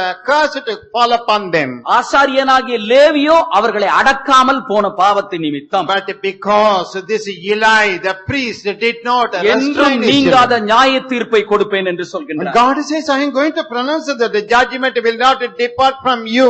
ஆண்டவர் அவர்கள் குடும்பத்துக்கு கொடுத்ததான சாபம் எப்படி What was that curse God gave to that family? 1 சாமுவேலின் புஸ்தகம் 2ஆம் அதிகாரம் 31, 32, 33 வசனத்தை படிக்கும் போது, 1 Samuel chapter 2 verses 31 to 33. உன் வீட்டில் ஒரு கிழவனும் இராதபடிக்கு என்று நாம் And படிக்கின்றோம். here we see that there shall not remain even a single old man in your house. நம்முடைய வீட்டுல ஒரு வயசானவங்க இருக்கிறது குடும்பத்துக்கு ஆசீர்வாதம் அப்படின்னு நம்ம நினைக்கணும். We normally think that supposing an old man is dwelling in our house, that is a blessing. நம்ம என்ன நினைக்கிறோம், வயசாகி போச்சு காலத்துல செத்தா பரவாயில்லையே அப்படின்னு நம்ம நினைக்கிறோம். But most of us think he is after all old, why it would be better that he dies. ஒரு சகோதரன் என்னிடத்துல விதமாக சொன்னார், One brother came and told me, எங்க அப்பாவுக்கு ரொம்ப வயசாகி போச்சு, இருந்து எங்களுக்கு ரொம்ப பிரச்சனையை கொண்டு வந்து கொடுத்துக்கிட்டே and இருக்கு. my father is very old and he is still alive, bringing lot of problems. அவரு செத்துட்டா கூட பரவாயில்ல, நாங்க நிம்மதியா இருப்போம் And அப்படின்னு. it would be better that he dies, we will have peace. ஒரு நாள் மீண்டும் விதமாக சொன்னார். ஒரு நாள் அந்த சகோதரன் இடத்துல மீண்டும் விதமாக And சொன்னார், that one day that brother came to me again and he told me, எங்களுடைய குடும்பத்திலே பலவிதமான செய்வினை போராட்டங்கள், பிசாசனுடைய போராட்டங்கள் இருக்கிறது. so in our home there are lot of devil's works and the effect of witchcraft. ஆனால் அந்த போராட்டங்கள் எங்களுடைய குடும்பத்திலே பலிக்காமல் காணப்படுகிறது. And those the striving doesn't cease. இந்த பிசாசனுடைய போராட்டத்திற்காக நாங்கள் ஒரு ஊழியக்காரரிடத்திலே ஜெபிக்கும்படிக்கு போனோம். And because of the striving of this witchcraft, we went to the servant of God. அந்த ஊழியக்காரர் விதமாக சொன்னார், This is what he told us. உங்கள் வீட்டை சுற்றி சுற்றி பிசாசு வந்து கொண்டிருக்கிறார். The devil is coming round and round your home. ஆனால் அந்த பிசாசு உங்கள் வீட்டிற்குள் நுழைய முடியவில்லை. But that the devil is not able to enter into your home. உங்க அப்பா எப்ப பார்த்தாலும் முட்டி போட்டுட்டு இருந்தாலும், படுத்து இருந்தாலும், உட்கார்ந்து இருந்தாலும் ஜெபம் பண்ணிக்கிட்டே இருக்கிறாரு, சாத்தான் உள்ள நுழைய முடியல. And your father, whether he is kneeling or lying down or sitting, he is continually praying. உங்க அப்பா ஜெபம் பண்றதுனால தான் உங்க குடும்பம் பாதுகாக்கப்படுகிறது அப்படின்னு ஊழியக்காரர் சொன்னார். And that servant of God said, your family is not preserved because of the prayer of your father. அப்போது இந்த சகோதரன் சொன்னார், அவர் செத்து போயிட்டா நல்லா இருக்கும்னு நான் அன்னைக்கு நினைச்சேன், அவர் உயிரோடு இருக்கிறதுனால தான் நாங்க ஜீவனோடு இருக்கிறோம் சொன்னார். And then this brother said, that day I thought it would be better for that father to die, but because he is alive, we are preserved. நம்முடைய பெற்றோர்களுடைய மதிப்பு மரியாதை நமக்கு தெரியாம போயிடுது. And we are not able to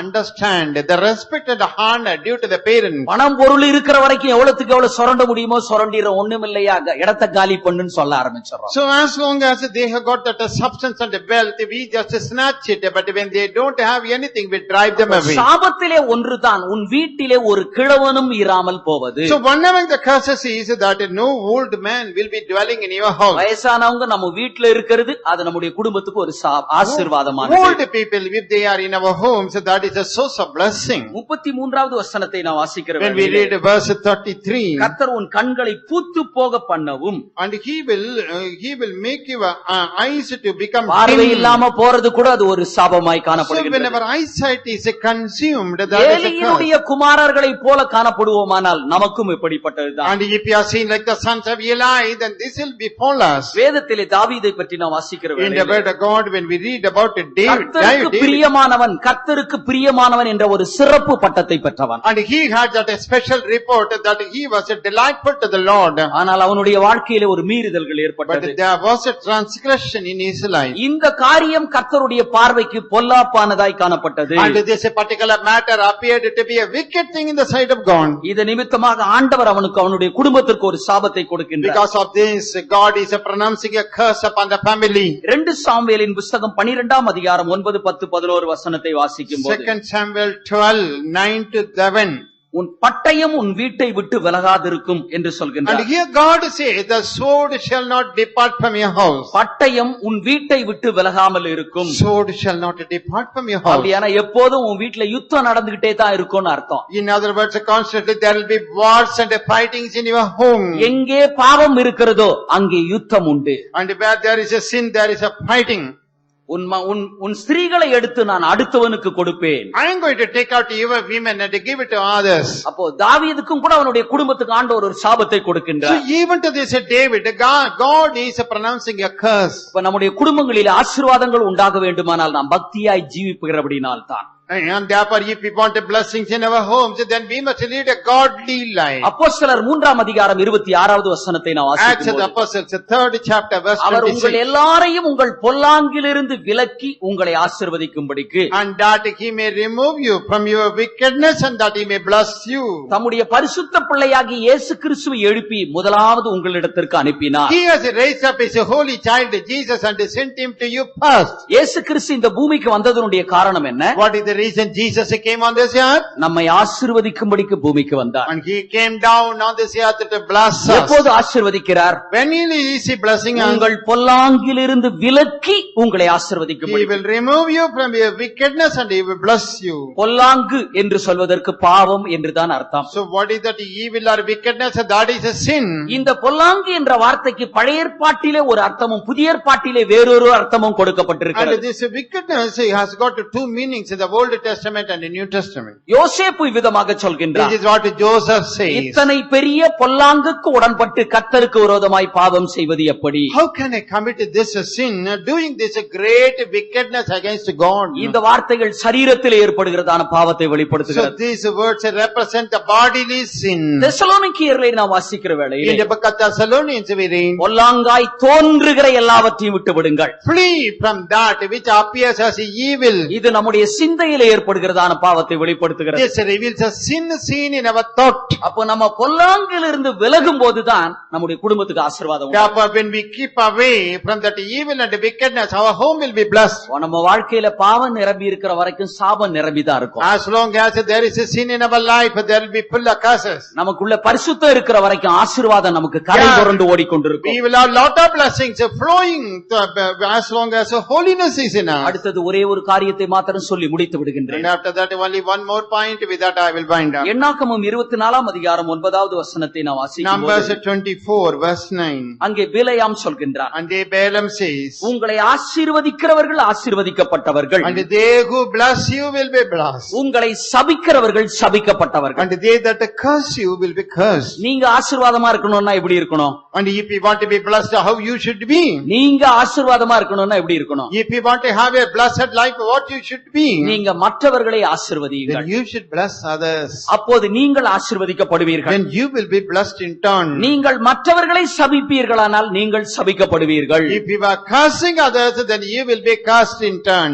நாம் எல்லாரும் ஆசீர்வாதத்தினுடைய பிள்ளைகளாய் காணப்படுகின்றோம். Yes, we are all seen as the children of blessing. நம்ம யார பார்த்தாலும் அவங்கள பார்த்த உடனே ஒரு ஆசீர்வாதம் சொல்றோம். Whenever we see others, we must say a word of blessing. ஆசீர்வாதம் வாங்குறதுக்கு ஒரு சாமியார்ட்ட போகணும், ஊழியக்காரர்ட்ட போகணும்னு அவசியம் கிடையாது. It is not necessary that we must go to a sannyasin or a servant of God to receive a blessing. வேதாகமம் ஆசீர்வாதம் எங்கு இருந்து ஆரம்பிக்கிறதாக சொல்கின்றது? And according to the Bible, where from that blessing is proceeding? குடும்பத்தினுடைய தகப்பனிடத்திலிருந்து ஆசீர்வாதம் It உண்டாகும். proceeds from the father of that house. வேதத்திலெல்லாம் பாருங்க, பெற்றோர்கள் தங்களுடைய பிள்ளைகளை ஆசீர்வதித்தார்கள். So in the whole of the Bible, you can see that the parents are blessing their children. தங்களுடைய பிள்ளைகள் என்ன ஆசீர்வாதம் சொன்னா, பிள்ளைகளுக்கு என்ன ஆசீர்வாதம் சொன்னாங்களோ அதுதான் அவர்களுடைய வாழ்க்கையில் வந்தது. Whatever word of blessing they passed on to the children, that prospered, came into effect. யாக்கோபு தன்னுடைய பிள்ளைகளை அழைத்து கடைசி காலத்திலே உங்களுக்கு நேரிடுகிறதை நான் சொல்கிறேன் என்று சொல்லி ஆசீர்வதித்தார். Jacob called his sons and he told them, come on, I am going to tell you what will befall you in your later days. அந்த முழு அதிகாரமும் கூட தன்னுடைய பிள்ளைகளுக்கு கொடுக்கப்படுகிற ஆசீர்வாதங்கள், தங்களுடைய பிள்ளைகளுடைய பிற்காலங்கள் எப்படிப்பட்டதா இருக்கும் என்று சொல்லப்படுகிறதான The காரியங்கள். whole chapter is dealing about the blessings the sons will have in the later life, what life they are going to lead in future. ஈசாக்குக்கு யாக்கோபு ஒரு ஆசீர்வாதத்தை கொடுக்கிறதான நேரத்திலே, And at the time when ஈசாக்குக்கு ஒரு ஈசாக்கு யாக்கோபை ஆசீர்வதிக்கிற at the வேளையிலே, time when Jacob was blessed by Isaac, உன்னை ஆசீர்வதிக்கிறவர்கள் ஆசீர்வதிக்கப்பட்டவர்கள், உன்னை சபிக்கிறவர்கள் சபிக்கப்பட்டவர்கள். they that are blessing you will be blessed, they that curse you will be cursed. அப்ப நம்ம வாழ்நாள் நல்லா இருக்கணும்னா மற்றவங்களை பார்த்த உடனே ஆசீர்வாதத்தை சொல்லுங்க. Therefore, if we want to have a prosperous life, the moment we look at others, we must say the word of blessing. நீங்க மற்றவங்களை பார்த்து நாசமா போவேன்னா உங்க வாழ்க்கை தான் நாசமா போகும். Supposing you look at the others and say, cursed be thou, then your life will be cursed. உருப்படாம போவேன்னா நம்ம வாழ்க்கை தான் உருப்படாம போகும். Then if you say get lost, then we will get lost. சிலர்லாம் சாபம் கொடுத்துட்ட உடனே ரொம்ப பயப்பட ஆரம்பிச்சிடறாங்க. And the moment some people are cursed, they are afraid. இப்படி எல்லாம் சாபம் சொல்லிட்டாங்களே என் வாழ்க்கையில வந்துருமா? And they are saying these words of curses will it take effect in my life? ஒரு ஊழியக்காரன் சாபம் கொடுத்தா கூட வரவே வராது. Even if he is a servant of God, supposing he curses you, ஆண்டவர் it will not யாரையும் affect you. சபிக்கிறதுக்காக யாரையும் ஆண்டவர் ஏற்படுத்தி வைக்கிறார். Because God has not ordained anybody to curse any other. வேதம் இப்படி சொல்கிறது அப்படின்னு வேதத்திலிருந்து சத்தியத்தை சொல்லலாமே தவிர நீ சாபிக்க கூடாது They மற்றவங்களை. can tell this is what the Bible says. You have no right to curse others. ஜனங்களை சபிப்பானால் அவன் ஒரு ஊழியக்காரனும் கூட கிடையாது. Supposing a person is cursing others, he is not a servant of யாராவது God. உங்களை சபிச்சாங்கன்னா அவங்க கர்த்தருடைய பிள்ளை நினைக்காதீங்க, அவன் ஒரு பிசாசு பிள்ளை. Supposing somebody is cursing you, then don't think he is a child of God. He is a child of the devil. சாபம் என்று சொல்வது சாத்தானிடத்திலிருந்து வருகின்றது. When we say the curse, that comes from the devil. ஆசீர்வாதம் என்று சொல்வது தேவனிடத்திலிருந்து But வருகிறது. when we say the blessing, that comes from God. இன்றைக்கு அநேக பெற்றோர்கள் தங்களுடைய பிள்ளைகளை சபிக்கிறார்கள். And today we see many parents cursing the children. வேதம் சொல்கிறது பிள்ளைகள் தவறு செய்தால் அவர்கள் கண்டி அடி என்று சொல்கிறது. And the Bible says, supposing the children commit error, mistake, then you punish them, beat them. அடிக்கிறதுக்கு கஷ்டப்பட்டு என்ன பண்றாங்க பெற்றோர்கள்? And instead of beating them, what do they do? நீ உருப்பட மாட்ட, நீ நாசமா போவே, நீ சனி, இப்படிதான் சில வார்த்தைகளை சொல்றாங்க. And some parents are, passing on the words of curses, get lost, you will never become okay. ஆவிக்குரிய பெற்றோர்கள் தான் டிக்ஷனரியில இல்லாத வார்த்தைகள் அதிகமா பயன்படுத்துறாங்க. And the spiritual parents are using those words which are not listed even in a dictionary. ஒரு நாள் ஒரு வீட்டுக்கு விசிட்டிங் போயிருந்தேன். One day I went home for அந்த visiting. வீட்டினுடைய கதவை தட்டினேன். I was knocking at the door. ரொம்ப நேரம் கதவை திறக்கல. For quite a long time they did not அதுக்கு open the door. பிற்பாடு கதவை திறந்தாங்க. After that they opened the door. திறக்கிறதுக்கு முன்னால இப்படி சொன்னாங்க. And before they opened, they told them. எரும மாடு நில்லு கதவை திறக்கிறார். And they said, oh, that buffalo, you wait there, I will open the door. அவங்க கதவை திறந்துட்டு பாக்குறாங்க, நான் நின்னுட்டு இருக்கிறேன். They opened the door, there I was standing, they saw me. அவர்களுக்கு என்ன செய்யறது அப்படின்னு சொல்லி தெரியல. And they didn't know what to do now. அவங்க சொன்னாங்க இப்படி, They said, காலையில 8:30 மணிக்கு சாப்பிட்டுட்டு என் பையன் வெளியே போனான். and by 8:30 in the morning, my son had the breakfast and went out. மத்தியான சாப்பாட்டுக்கு கூட வரல. And even for that afternoon lunch, he has not returned. அவன் தான் இப்போ வரானோன்னு நினைச்சுக்கிட்டு நான் எரும மாடுன்னு சொல்லி. Then we assumed that it is he coming back, and he called him a buffalo. பிள்ளைகளுக்கு பேரு எரும மாடா மாறி போச்சு. So the name of that child is now buffalo. நல்ல பேரு வைக்க வேண்டியது. We give good names. நல்ல ஊழியக்காரட்ட போய் பேரை செலக்ட் பண்ணிட்டு வரலாம் அப்படின்னு நினைக்கிறோம். They go to the very good servant of God, select a good name and give it. ஒரு சென்டர் பாஸ்டர்ட்ட போவோம், அவரு நல்ல பேரை சொல்லுவார், அங்க போய் கேட்க வேண்டியது. Go to the center pastor, he will give a good name. எல்லா பேரையும் நல்ல பேரை செலக்ட் பண்ணி வச்சுட்டு பிள்ளைகளை எரும மாடு, பன்னி, கழுத இதுதான் நம்ம கூப்பிடுறது. Having got that a selected name, christening our children like that, we call them as a donkey. நீங்க ஒருவேளை நினைக்கலாம் அது உங்க பிள்ளை தான், நான் எப்படி சொன்னா என்ன அப்படின்னு நினைக்கலாம். You may be thinking it is after all my child, then why should other people bully? சொல்கிறது கற்பத்தின் கனி கர்த்தரால் வரும் சுதந்திரம். The Bible says the fruit of the womb is the reward from the Lord. பிள்ளைகள் சொல்றது ஆண்டவர் கொடுத்ததான ஒரு ஈவு, ஒரு ஆசீர்வாதமா So when we say the children, that is the blessing, the reward given by God. உங்களுடைய பிள்ளைகளையே நீங்கள் தகாத வார்த்தைகள் பேசக்கூடாது. When you should not use unruly words upon your children. அது உங்க பிள்ளைகளாய் இருந்தாலும் சரி, தவறு செய்யும் போது கண்டியுங்கள். They may be your children, but when they do error, you punish them. பிரம்பை கையாடாதவன் தன் மகனை பகைக்கிறான் அப்படின்னு தான் பைபிள் சொல்லுது. The Bible says whosoever he spats the rod spoils the child. அடிக்கிறதுக்கு கஷ்டப்பட்டுட்டு சாபத்தை சொன்னீங்க, அந்த சாபம் அவர்கள் தலையின் மீது சுமத்தப்படும். So instead of thrashing them, you are cursing them, the curse will fall upon them. நீங்க உங்க பிள்ளைகளிடத்திலே சாபமான வார்த்தைகளை சொல்லிட்டே இருந்தீங்கன்னா அது உங்களுக்கு பிள்ளைகளுக்கு சாபமாவே மாறி போயிடும். Keep on pronouncing the words of curses for your children, definitely it will become a reality. இன்னும் எனக்கு பேசுவதற்கு நிறைய காணப்படுகிறது. There are so many things which I can speak further. நேரம் கடந்து போனபடியால் நான் இத்துடன் முடித்துக் கொள்கிறேன். But the time is short, I wind up. அருமையானவர்களே, நாம் ஒவ்வொருவரும் ஆசீர்வாதத்தினுடைய ஜனங்களாய் Yes, beloved people of God, every one of us, we are the child of ஆண்டவர் blessing. நம்முடைய வாழ்க்கையிலே ஒரு சாபத்தை ஏற்படுத்தவில்லை. And God is not causing any curse to fall upon us. நம்முடைய குடும்பங்களிலே சாபங்கள் காணப்படுமானால், If there are curses in our homes, அந்த சாபங்களுக்கான காரணம் நாம் தான். and we are the cause for those நாம் curses, எந்த சத்தியத்தை கைக்கொள்ளாமல் இருக்கின்றோமோ, which is the truth that we are not obeying, எந்த keeping, சத்தியத்திற்கு நாம் விரோதிகளாய் to காணப்படுகின்றோமோ, which truth we are seen as the enemy, அது நமக்கு சாபமாய் மாற்றப்படுகிறது. that will become a curse to us. நம்முடைய முற்பிதாக்களின் மூலமாக நமக்குள்ளே சாபங்கள் வருகின்றது. Through our forefathers, curses may descend upon us. நம்முடைய பாவங்களின் மூலமாக சாபங்கள் Through வருகின்றது. our own sins, curses may fall upon நாம் us. மற்றவர்களை சபிக்கிறபடினால் அது நமக்கு சாபமாய் மாறுகிறது. Because we curse others, that is turned into a curse upon us. அருமையானவர்களே, உங்கள் குடும்பத்தில் யார் சாபமான நிலவரத்தில் இருக்கின்றார்கள்? Beloved people of God, whosoever the family member may be under a curse, உங்களுக்கு எது எதெல்லாம் சாபமாய் in காணப்படுகிறது? whichever aspect in your life there is a curse, உங்கள் பிள்ளைகளுக்கு சரியான புத்தி இல்லாமல் காணப்படுகிறதோ, maybe your children are dull, not intelligent, அவர்களுக்கு சரியான ஒரு மெமரி பவர் இல்லாமல் இருக்கின்றதோ, and your children don't have the right memory power, அவர்கள் அடங்காதவர்களாய் இருக்கின்றார்களோ, supposing they are unruly, உங்கள் குடும்பங்களிலே வறுமைகள், கஷ்டங்கள் காணப்படுகிறதோ, if there any difficulty, lacking poverty in your உங்கள் home, தொழிலிலே முன்னேற்றம் இல்லாமல் காணப்படுகிறதோ, if there no progress in your business, சரீரத்திலே தீராத வியாதியினால் பாதிக்கப்பட்டிருக்கிறீர்கள், are you now suffering from incurable disease in your body, எப்படிப்பட்டதாயிருந்தாலும் கர்த்தரிடத்தில் ஒப்புக்கொடுங்கள். whatever type of curse it may be, the Lord is able to solve that. நாம் மனம் திரும்புகிறதான வேளையிலே கர்த்தர் அவைகள் எல்லாவற்றையும் மன்னிக்கின்றார். Oh, at the time when we repent, the Lord is willing to forgive all that. வட்டியையும் பொலிசையும் வாங்காமல் தன்னை அவன் விலக்கிக் கொள்ளும் போது, And when we are keeping ourselves away from usury and gifts, வேதம் சொல்கிறது அவன் சாகாமல் பிழைக்கவே பிழைப்பான். and then the Bible says he will not die, but he will இந்த live. அருமையான சந்தர்ப்பத்தை பயன்படுத்திக் And கொள்ளுங்கள். make use of this golden opportunity. தேவன் ஆசீர்வாதத்தின் தேவனாயிருக்கிறார். God is the God of blessing. பிசாசு சாபத்துக்கு The காரணமாயிருக்கின்றார். devil is the cause for all the தேவன் curses. ஆசீர்வதிக்க நினைக்கிறார், God wants to bless us, பிசாசு சபிக்க நினைக்கின்றார். but the devil is planning to curse us. உன் குடும்பத்தில் இருக்கிற சாபத்தை ஆண்டவர் அகற்றி போடுகின்றார். And the Lord is removing the curse from your home. முழங்கால் படியிடுங்கள், Kneel down. கர்த்தரிடத்திலே ஜெபியுங்கள். Pray unto the Lord. என் குடும்பத்தினுடைய சாபத்தை மாற்றுங்கள் என்று கேளுங்கள். And you pray, Lord, take away the curse from my home. அவருடைய கல்வாரியின் ரத்தம் நம் மத்தியிலே இறங்கி வருகிறது. Oh, the blood of Jesus is flowing down among us. அந்த ரத்தத்தினால் நம்மை சுத்திகரிக்கிறார். And he is cleansing us by the blood. ரத்தத்தினால் பாவங்களை கழுவுகிறார். And he is washing us from our sins by அந்த the ரத்தத்தினால் blood. சாபத்தை கழுவுகிறார். And the Lord is washing the curse by his blood. சகோதரனே, உன் குடும்பத்திற்கு சாபத்தை சேர்த்து வைக்காதே. And brother, do not heap the curses upon you.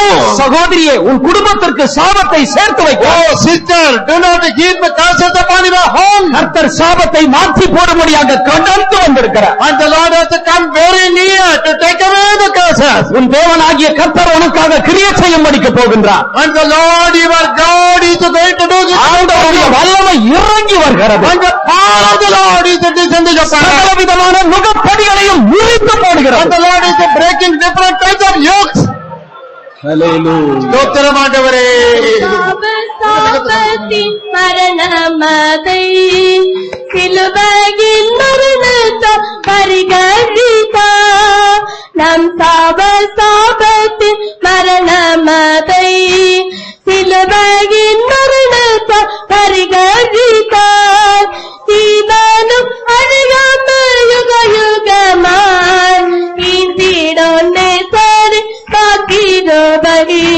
தீவனும் அழியாமல் யுக யுகமாய் இந்திடொன்னே சரி காக்கிறபடி. விஜுபையில் ஸ்ரீகர மாமேஸ்வரி மகிமிகம் எழிக்கும் நிரந்தமோ. விஜுபையில் ஸ்ரீகர மாமேஸ்வரி மகிமிகம் எழிக்கும் நிரந்தமோ. திருப்பாதமண்டையில் தாழ்த்திடுவி திருபாசரம் உம்மை அடைந்திடுவே. திருப்பாதமண்டையில் தாழ்த்திடுவி திருபாசரம் உம்மை அடைந்திடவே. நம் பாவ சாபத்தின் மரணமதை திருவையின் மரணத்தால் பரிகரித்தார். நம் பாவ சாபத்தின் மரணமதை திருவையின் மரணத்தால் பரிகரித்தார். இதர் அடிக்காம யுகயுகமாய் இந்திடொன்னே சரி காக்கிறபடி. இதர் அடிக்காம யுகயுகமாய் Hallelujah.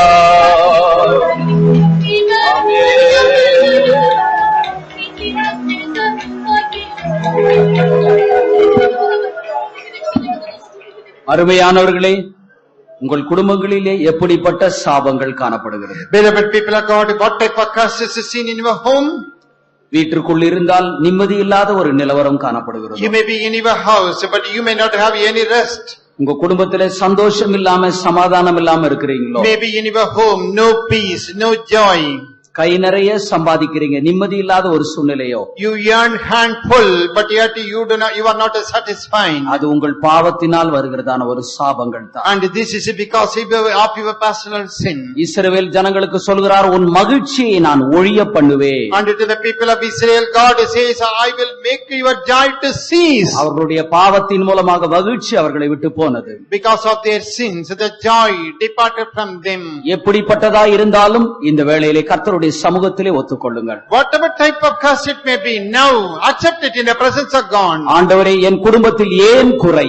Why, Lord, there is a want, a shortage in my home? மற்றவர்கள் நன்றாக இருக்கிறார்கள், ஏன் இப்படிப்பட்ட நிலவரத்தில் இருக்கிறார்கள்? Others are very well. Oh Lord, why am I like this? இவைகளெல்லாம் மாற்றி போடும் என்று சொல்லி கேளுங்கள். And you pray, Lord, take away all that. You pray to the Lord. ஒரு அருமையான சந்தர்ப்பம் பயன்படுத்திக் And கொள்ளுங்கள். this is a precious time. Make use of that. கிருபையும் சத்தியமும் ஒன்றை ஒன்று சந்திக்கும். And the grace and the truth will meet each other. நீதியும் சமாதானமும் ஒன்றை ஒன்று முத்தம் செய்யும். And the righteousness and the peace will kiss each other. ஆண்டவர் சத்தியத்தை தருகிற வேளையிலே அதற்கேற்ற கிருபைகளையும் தருகிறார். When the Lord is giving out the truth, He will give the due grace for that truth. சாபத்தை பரிகரிக்கக்கூடிய தேவன் நம்ம மத்தியில் உண்டு. And our God, who is able to solve the curse, is among us. உங்க குடும்பத்தில் இருக்கிற எல்லா சாபங்களும் இந்த வேளையிலே உங்கள் விட்டு அகற்றப்படட்டும். And right now, all the curses are from your home, not to be removed. அதற்காக ஜெபியுங்கள். Pray for that. ஹல்லேலூயா. ஆமென். ஹல்லேலூயா. ஸ்தோத்திரம் ஆண்டவரே. தேவனே ஸ்தோத்திரம் ஸ்தோத்திரம் ஸ்தோத்திரம் ஸ்தோத்திரம் ஸ்தோத்திரம் ஸ்தோத்திரம் ஸ்தோத்திரம். ஹல்லேலூயா. ஆமென். ஆமென். ஆமென். துதிகரபலகத்துதபகரபலாரியம். யார் ஒருவர் தங்களுடைய வாய்களை திறந்து கேட்டதான சத்தியத்தின்படி எதை குறை என்று ஒத்துக்கொண்டீர்களோ அவர்களுக்கு ஆசீர்வாதத்தினுடைய வாய்க்கால் திறந்திருக்கிறது. And whosoever, according to the truth you have heard, Acknowledge that it is a sin on your part. For you, the channel of blessing is opened. ஆண்டவர் இந்த நேரத்திலேயே சாபத்தை பரிகரித்து ஆசீர்வாதத்தை ஊற்றுகிறார். And right now, the Lord is removing the curse. He is pouring the blessing.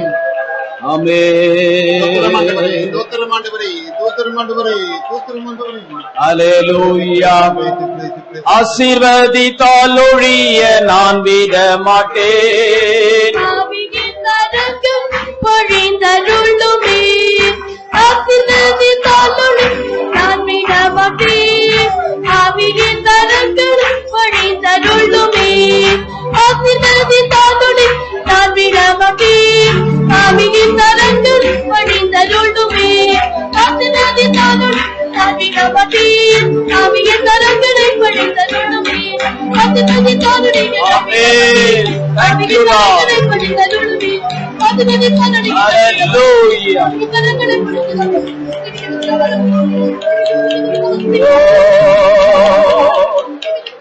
Lord. Amen.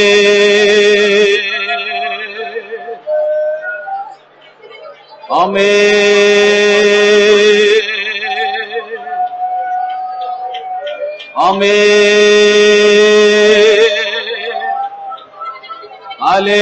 Hallelujah. Hallelujah. Hallelujah.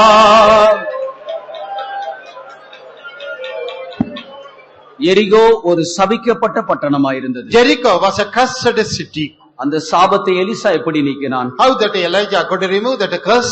ஒரு புதிய பானையை கொண்டு வரும்படிக்கு And சொன்னான். he asked the people to bring a new pot. இந்த புதிய பானை என்று சொல்வது நம்முடைய ஜீவியத்தை புதிதாக்குதலை வெளிப்படுத்துகிறது. This new pot represents a renewing our life. நம்முடைய ஜீவியத்தை சுத்திகரித்துக் கொள்வதை It வெளிப்படுத்துகிறது. reveals the sanctifying our life. பாவங்கள் நீங்க நம்மை கழுவி கொள்வதை It வெளிப்படுத்துகிறது. reveals a cleansing ourselves from all our sins. நீங்களும் கூட அதையே செய்யுங்கள். You also do that. கர்த்தர் ஆசீர்வாதத்தை ஊற்றுவார். And the Lord will pour the blessing. எல்லா சாபங்களும் உங்களை விட்டு போய்விடும்.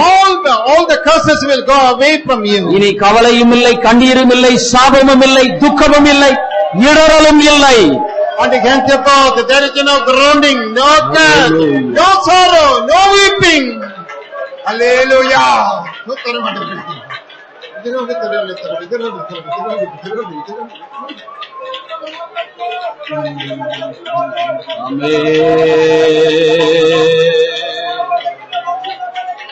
வாக்கு தத்தம் செய்தவர் வாக்கு தவறினாரே மாறீரர் மாறிடுவார் மாறினாரே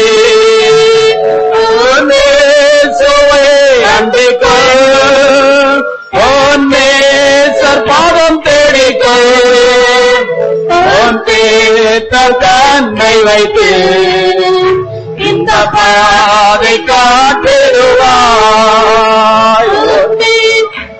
தன்மை வைத்து இந்த பாதை காட்டிடுவார். காத்து தத்தம் செய்தவர் காத்து தவறினாரே மாறிடுவார். என்னேசர் மாறினாரே சுவை அண்டிக்கொள் ஒன்னேசர் பாதம் தேடிக்கொள் தம் தன்மை வைத்து இந்த பாதை காட்டிடுவார். தம் தன்மை வைத்து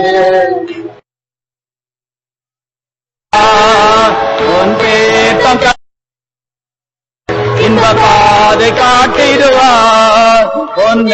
தம் தன்மை வைத்து இந்த பாதை காட்டிடுவார். தம் தன்மை வைத்து இந்த பாதை காட்டிடுவார்.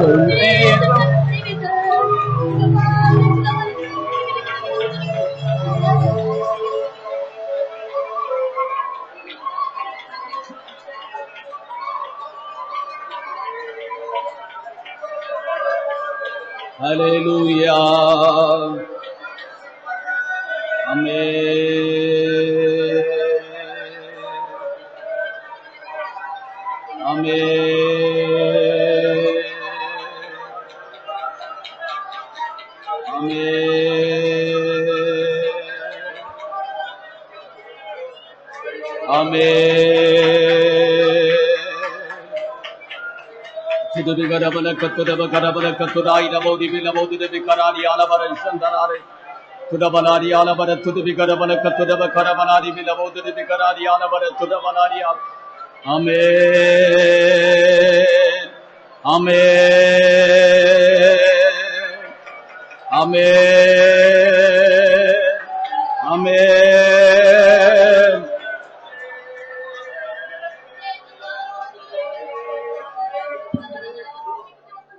எல்லாரும் ஸ்தோத்திரம் பண்ணுங்க.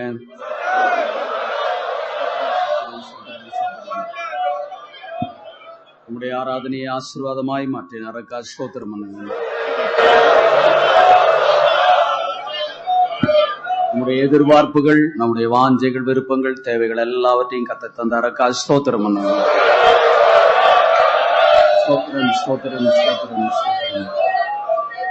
நாம் பல நிலவரத்தோடு வந்தோம், எல்லா நிலவரங்களையும் மாற்றினாரக்கா ஸ்தோத்திரம் பண்ணுங்க. பிதா, குமாரன், பரிசுத்தாவியாகிய தேவனை ஸ்தோத்திரம் பண்ணுங்க. சகல கன மகிமை துதி எல்லாவற்றையும் அவருக்கே செலுத்தி ஸ்தோத்திரம் பண்ணுங்க.